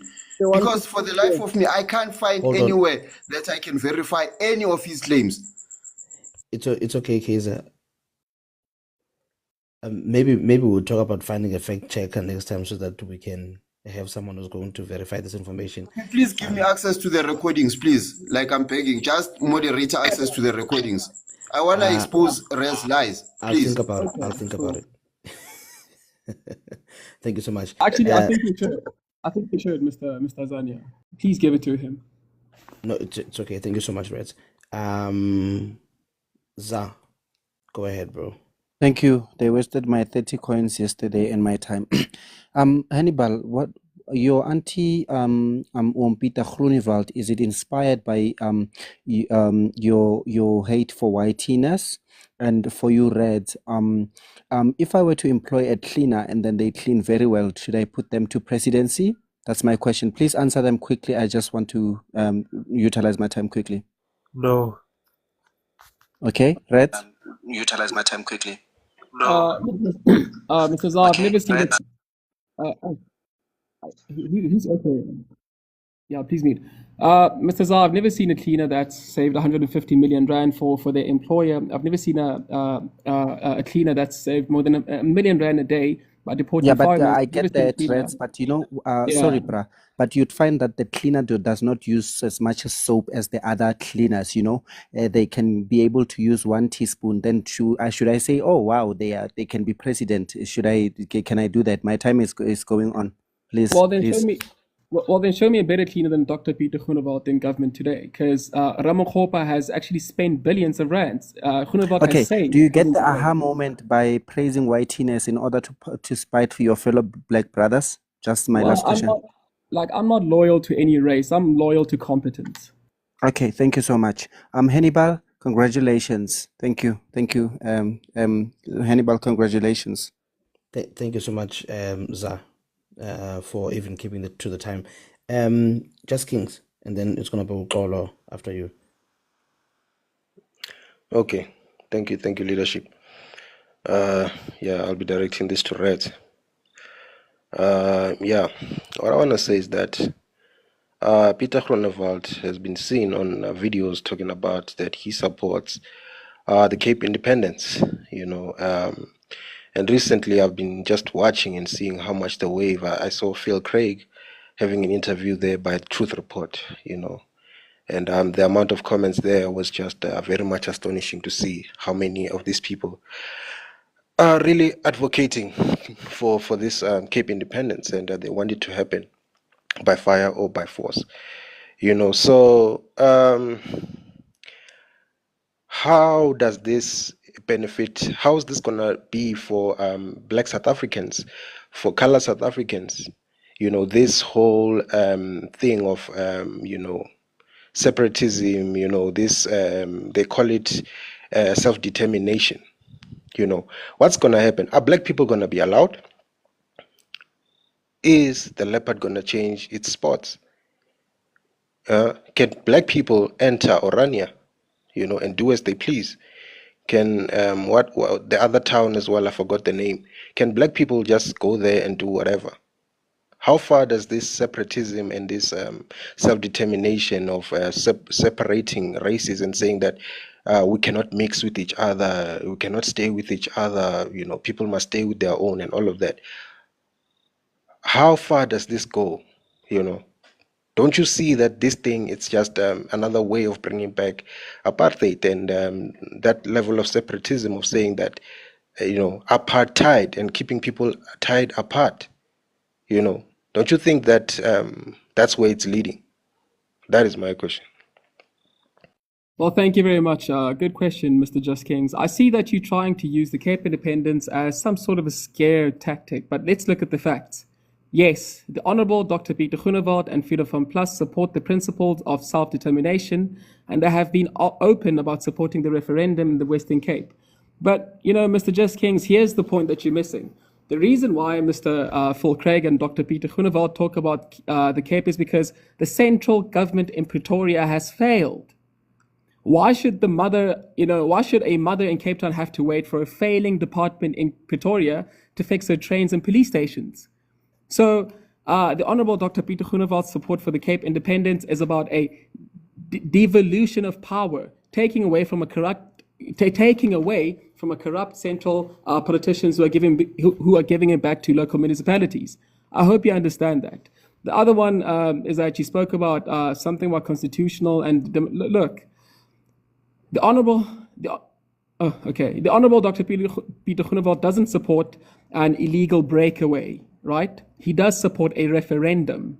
A referendum isn't just people, you know, coming with arms and demanding that they get a share of the land. It's actually a referendum. People are asked, do you want to separate from South Africa or not? It's the most democratic possible thing. Letting people who live there decide how they want to be governed. You know, if you are afraid of a vote, maybe you are afraid of the people's will. I think if they want to be their own separate, and also, I mean, a lot of you guys here, you are so anti-white, right? Then what's the problem with them having their own country? Because a lot of you don't like white people. Why can't they have their own country? I think it has something to do with insecurities. That's what I think. Because you know deep down inside that white systems, white schools, white neighborhoods, you know, things just tend to work better around them. Thank you so much. Thank you so much, Reds. Can I just ask, just to clarify? Okay, maybe I should not ask anything. Ukolo, go ahead. Thank you, brother. I hope to stick to time. I was actually going to. You don't have a pose choice, my question. leader. You have to. Yeah, I have to. I was going to actually pose a question, but I don't think it will be fruitful. I just want people to have concepts, and they ponder on them. There is what we call in politics. There is ideology. So a person moves from ideology, and so what I'm sensing is that the policies of the likes of Groenewald and the Coonaries, the Coons that are following, this white supremacist ideology, they masquerade, this they coin their ideology based on acceptable terms, but they mean exactly what we fear. There is separatist ideology and it's prevalent amongst right-wingers, people, white nationalists, right-wingers. They have the separatist ideology. They will justify it as self-determination, and it's not. And racism has stages. You have covert racism and you have overt racism. But being covert doesn't make it less, because it achieves the same results. We must be very clear with our language so that the younger generation can actually learn. You can't demand in a country that was assaulted, you stole from the people, and then all of a sudden you want to give power to reimagine a smaller country that excludes the majority of the people. It doesn't make sense. So it's coming from a separatist ideology, and it masquerades as self-determination. it's abusing the term self-determination. We need to be clean in our language. These people have an agenda, and the agenda is to create an Afrikanerdom where they will exercise their absolute white minority rule they used to have. They are resenting the current regime because it undermines their ideology of supremacy. They are resenting. They are nostalgic of the past, where they used to be the center of attention, where they created systems that only assisted and benefited them and expanded their wealth at the expense of the majority. What we see here is an attempt at resuscitating and reviving an old horse. Thank you, host. May I please respond? I need to respond, Mr. Azania, please. Yes, Please, my go leader. ahead. Please, I need to respond. Mr. Otolo, you know that I respect you, right?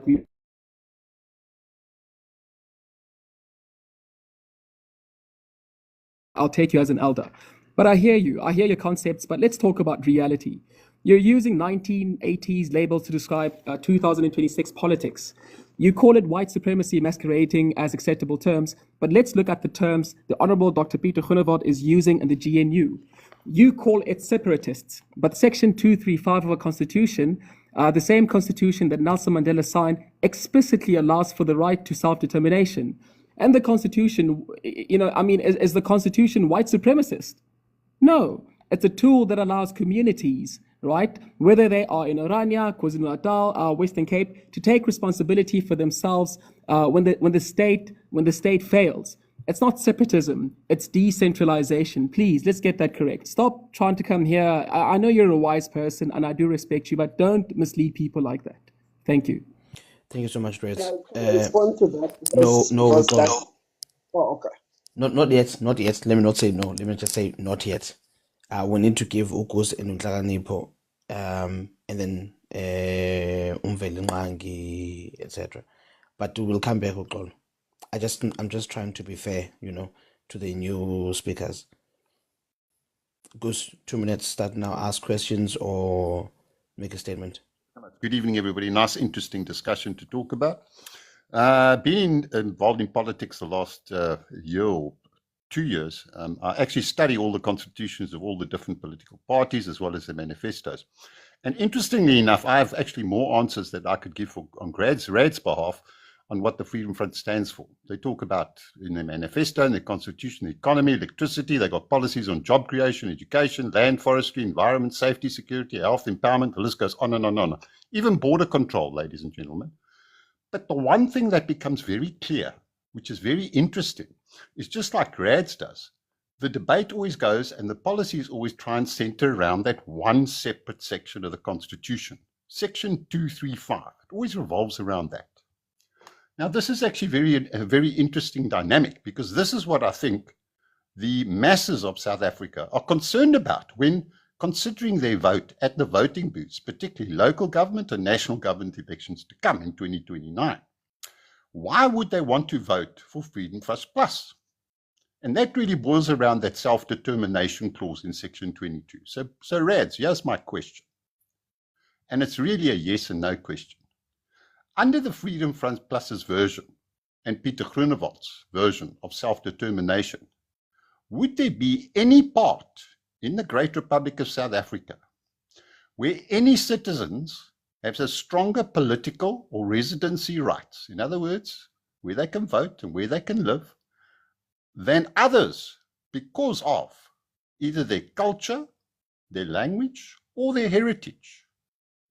And if your answer, and it's a yes or no answer, because if you discriminated based on your culture, language, or heritage of where you can live, or where you can vote, then if the answer is yes, there's going to be discrimination. I've got a problem because that goes against Section 235. If your answer is no, then in fact it isn't self-determination. So RADS, which one is it? Will there be would there be any part of South Africa where the citizens have a stronger political or land rights than others because of their culture, heritage, and self-determination right that the Freedom Front Can Plus I gives. answer a question? Can I answer a question? Yes, The go answer ahead, Rez. is the answer is no. May I please respond, Mr. Zania? Yes, go ahead, Rez. Go ahead. Yeah, the answer is no. Mr. Goose, you're trying to do exactly what, a lot of people, and obviously you're trying to go about it the smart way. You're trying to link Section 235 to the past, and I'm trying to link it to the future. Self-determination is the ultimate form of personal and community responsibility. It stops us from being beggars and wanting the central government that doesn't care and turns us into owners of our own neighborhoods. So no. Thank you so much, Reds. Hanib, your 2 minutes starts now. Good evening to the panel at large. First things first, I'd like to say that it's utterly insane, nonsensical, and stupid, and an insult to our collective intelligence to have anyone advocating for a separate part of South Africa. Whether it is an expression of the people's will or not, it is a collective insult to our collective intelligence and the collective efforts that were made by different sections of the country or demographics of the country that fought for united South Africa. I'd like to point to the fact that there is nowhere in the world at this particular moment where you find that the white people in the particular country are the majority or are a majority in the particular land where they would advocate for the separation of that particular country. That very concept of separation or having a nation within a nation was first advocated for by the Nation of Islam, was also advocated for by Marcus Garvey, and it was vehemently rejected by the United States of America because they felt it did not work within their national interest. And who are we to actually now, after having the United States reject such a policy, to actually think that because now South Africa is in the hands of the black man, that we would accept that particular policy? It is utterly absurd and nonsensical. And lastly, prove to me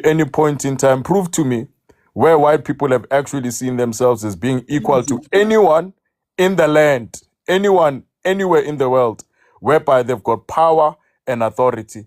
That has never happened in Australia. That has never happened in America. Which part in the world have white people actually been a true custodians and practitioners of these so-called beautiful words that you speak about of meritocracy and democracy and equality before the law? Nowhere in the world have actually white people been an advocate for equality. Even in this very present day, we see what Donald Trump is doing as the current practitioner and advocate of white supremacy. Thank you. May I please respond? Yes, go ahead, Can I please respond? Well, sir, if you look at, to answer your question, you said that I can give you Switzerland for an example. They do operate in federalist system. There's also Russia, where there are independent states within Russia. In fact, the citizens of Russia have to carry their passports while traveling inside the country.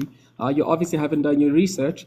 And also, the top 10 countries where black South Africans migrate to, surprisingly, aren't majority black nations. They're majority white nations. Black South Africans go to, the current host is in Australia.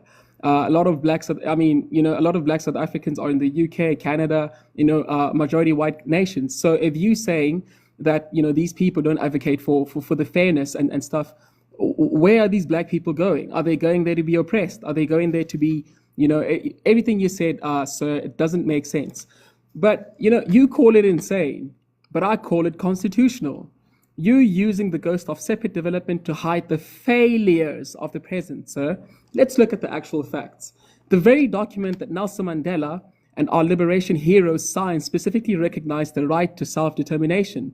It's not an insult to our intelligence. It's a right written into our supreme law of our country, right? Why are you afraid of communities, whether they are Zulu, Xhosa, or Afrikaner, having the power to manage their own schools and local safety? Look at Orania. It's beautiful. Zero crime. Electricity all the way. Why wouldn't you want that for your own people?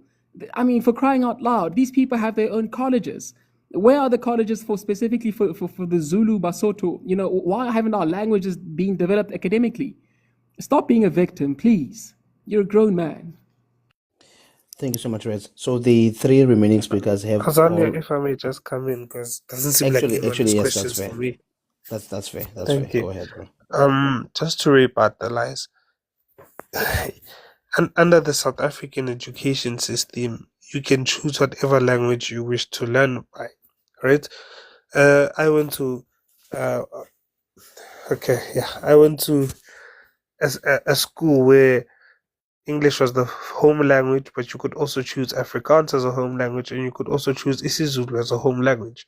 So there's nobody who's stopping anyone from learning from whatever language they want to learn from. So I don't understand what Rats is saying here.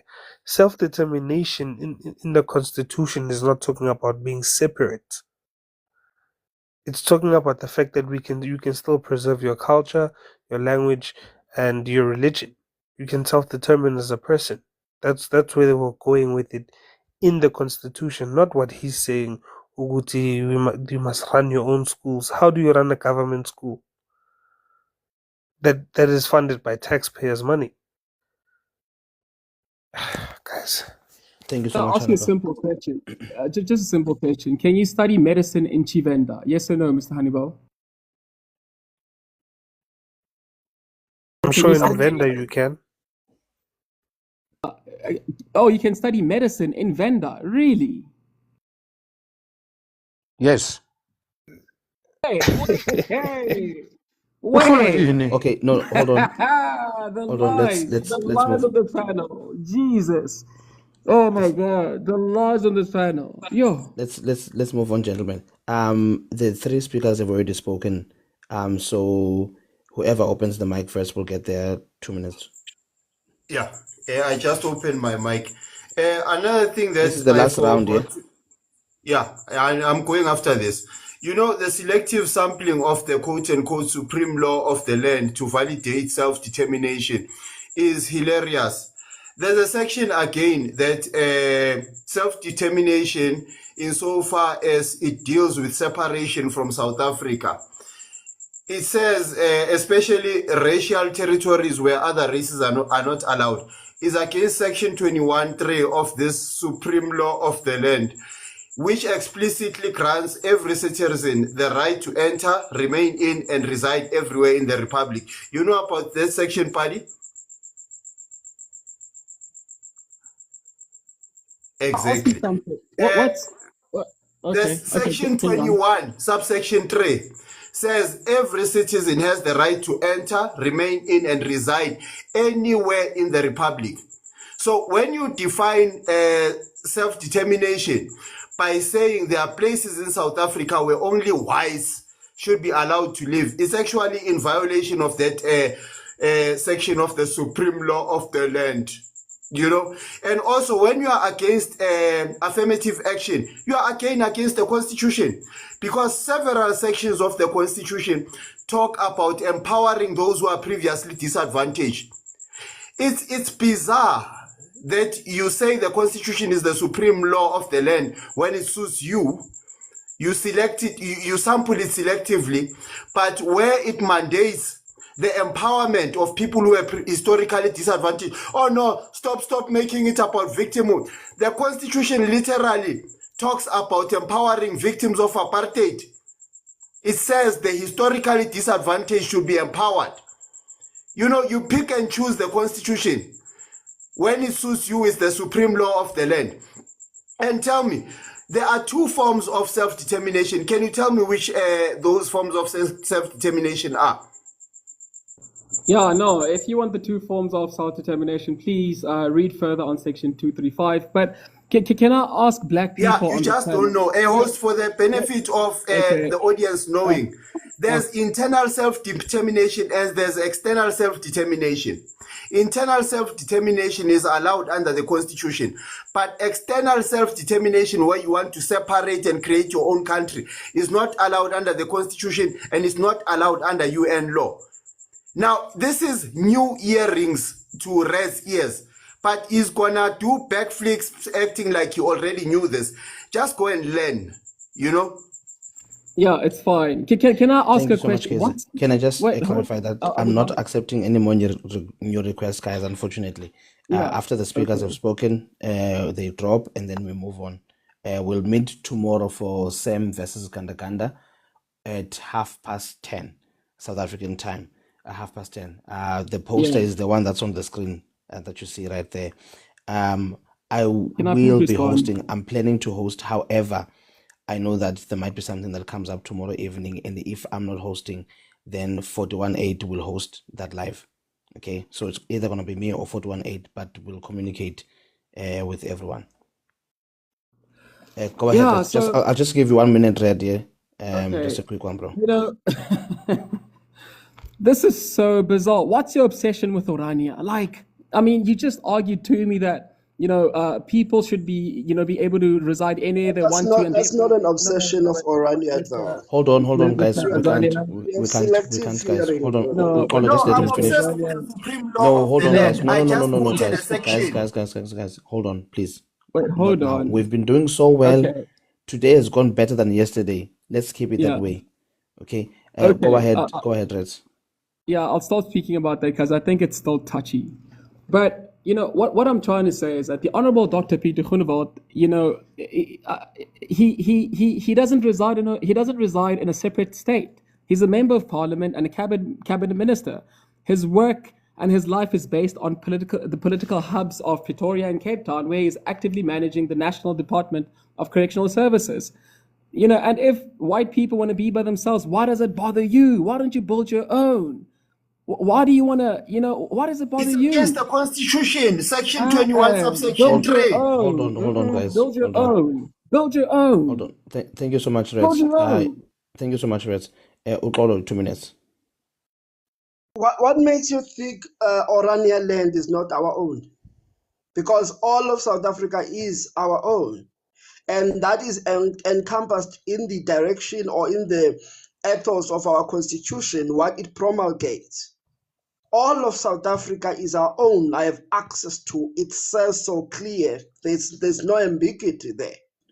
What you are trying to do here, you are trying to sanitize a racist regime, people that are using favorable terms or terminology in disguise so that they appear less than what they are.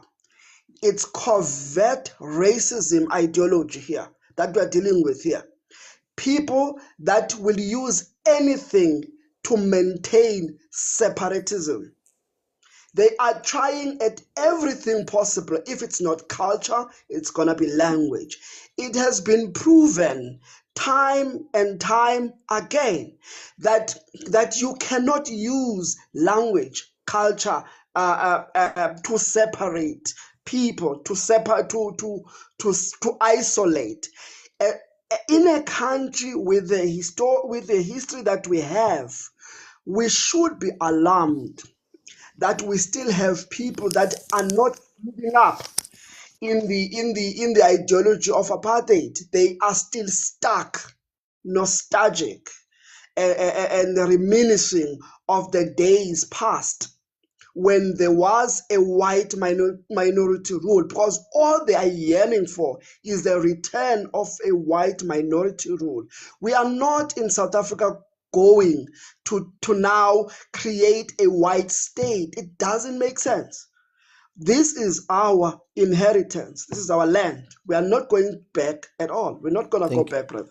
Thank you so much. Can I need to respond? Please. No, Wait, I need hold to on, respond Kaiser. first. No, bro. Hold on, Reds. 1 second, bro. Mvelingang, go ahead. Reds, you'll respond to both. When Mvelingang is finished. Ngiyabonga bhuti. Okokuqala, my problem is one. With this guy naming corruption about Tina and whatnot, or about these other people, thinking you want this corruption came with your Groenewald. These were the people that were fans. While corruption ukhuluma ngayo bhuti, abuya ko Groenewald.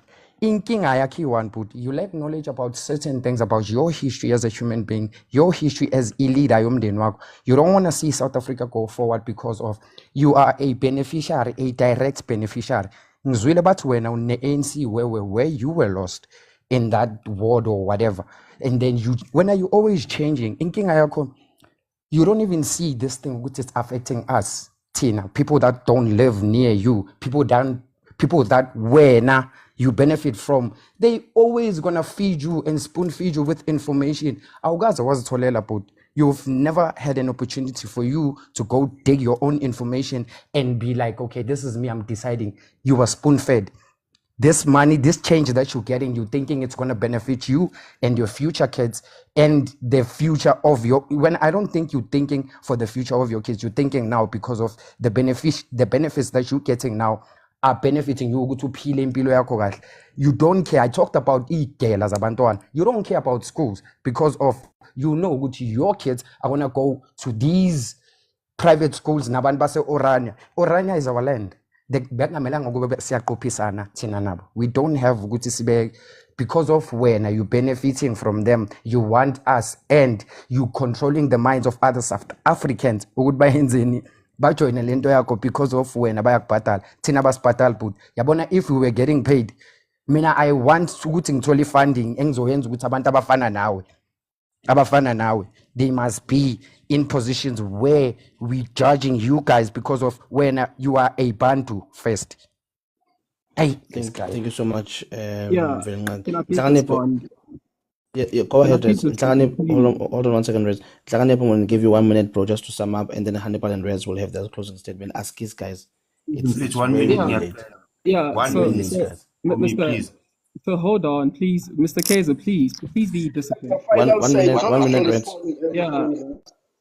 Yeah, look, if you own the land in Orania, then, you know, show us the title deed, then I'll believe you. But, you know, you're using the word racism as a weapon to shut down the conversation about rights. Let's look at the actual, you know, details of the Constitution that you mentioned. The Constitution doesn't say that we must all be the same. No, it says that we are united in diversity.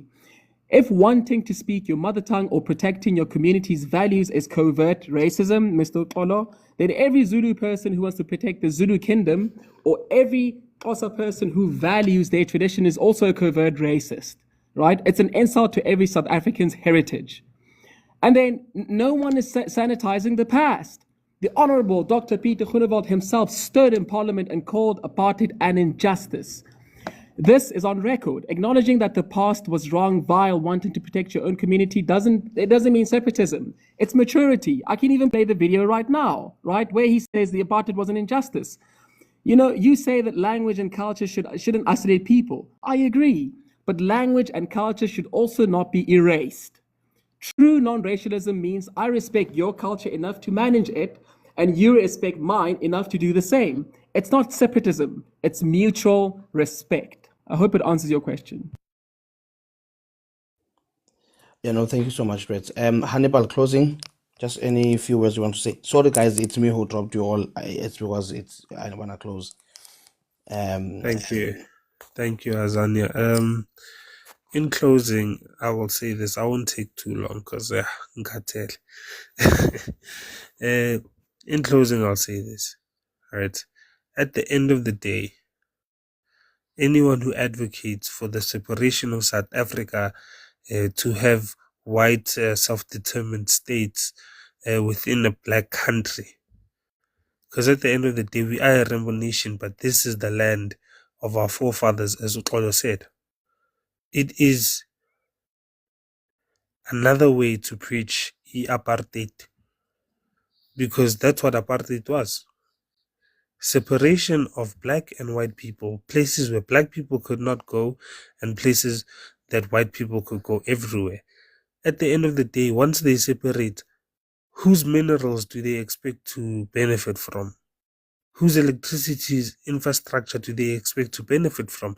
Are we supposed to give away the infrastructure that we've built as a nation, that we've paid for with our taxes, to the whole of Cape Town? Then let us strip the infrastructure. Let us remove the roads that were built by the South African government. If that's how it's going to be, let us leave them with flat land. Let us close off their accounts from our banks, and let's see how they separate. Thank you so much, Hannibal. Reds and Hannibal, thank you so much, gents, for your time, preparation, and efforts in this debate. I really enjoyed Wait, it. hold on. I also want to make my closing statement, Mr. Zanya. Oh, okay. I was under the impression that the statement you just made was, but yes, No, that's okay. no, you thought, yeah, because I was just I was responding to those other people. I didn't really make a Fair. closing statement. Mr. Fair Zanya. enough. Yeah. You can go ahead, Reds. You've got a timer there. I'll restart your timer actually.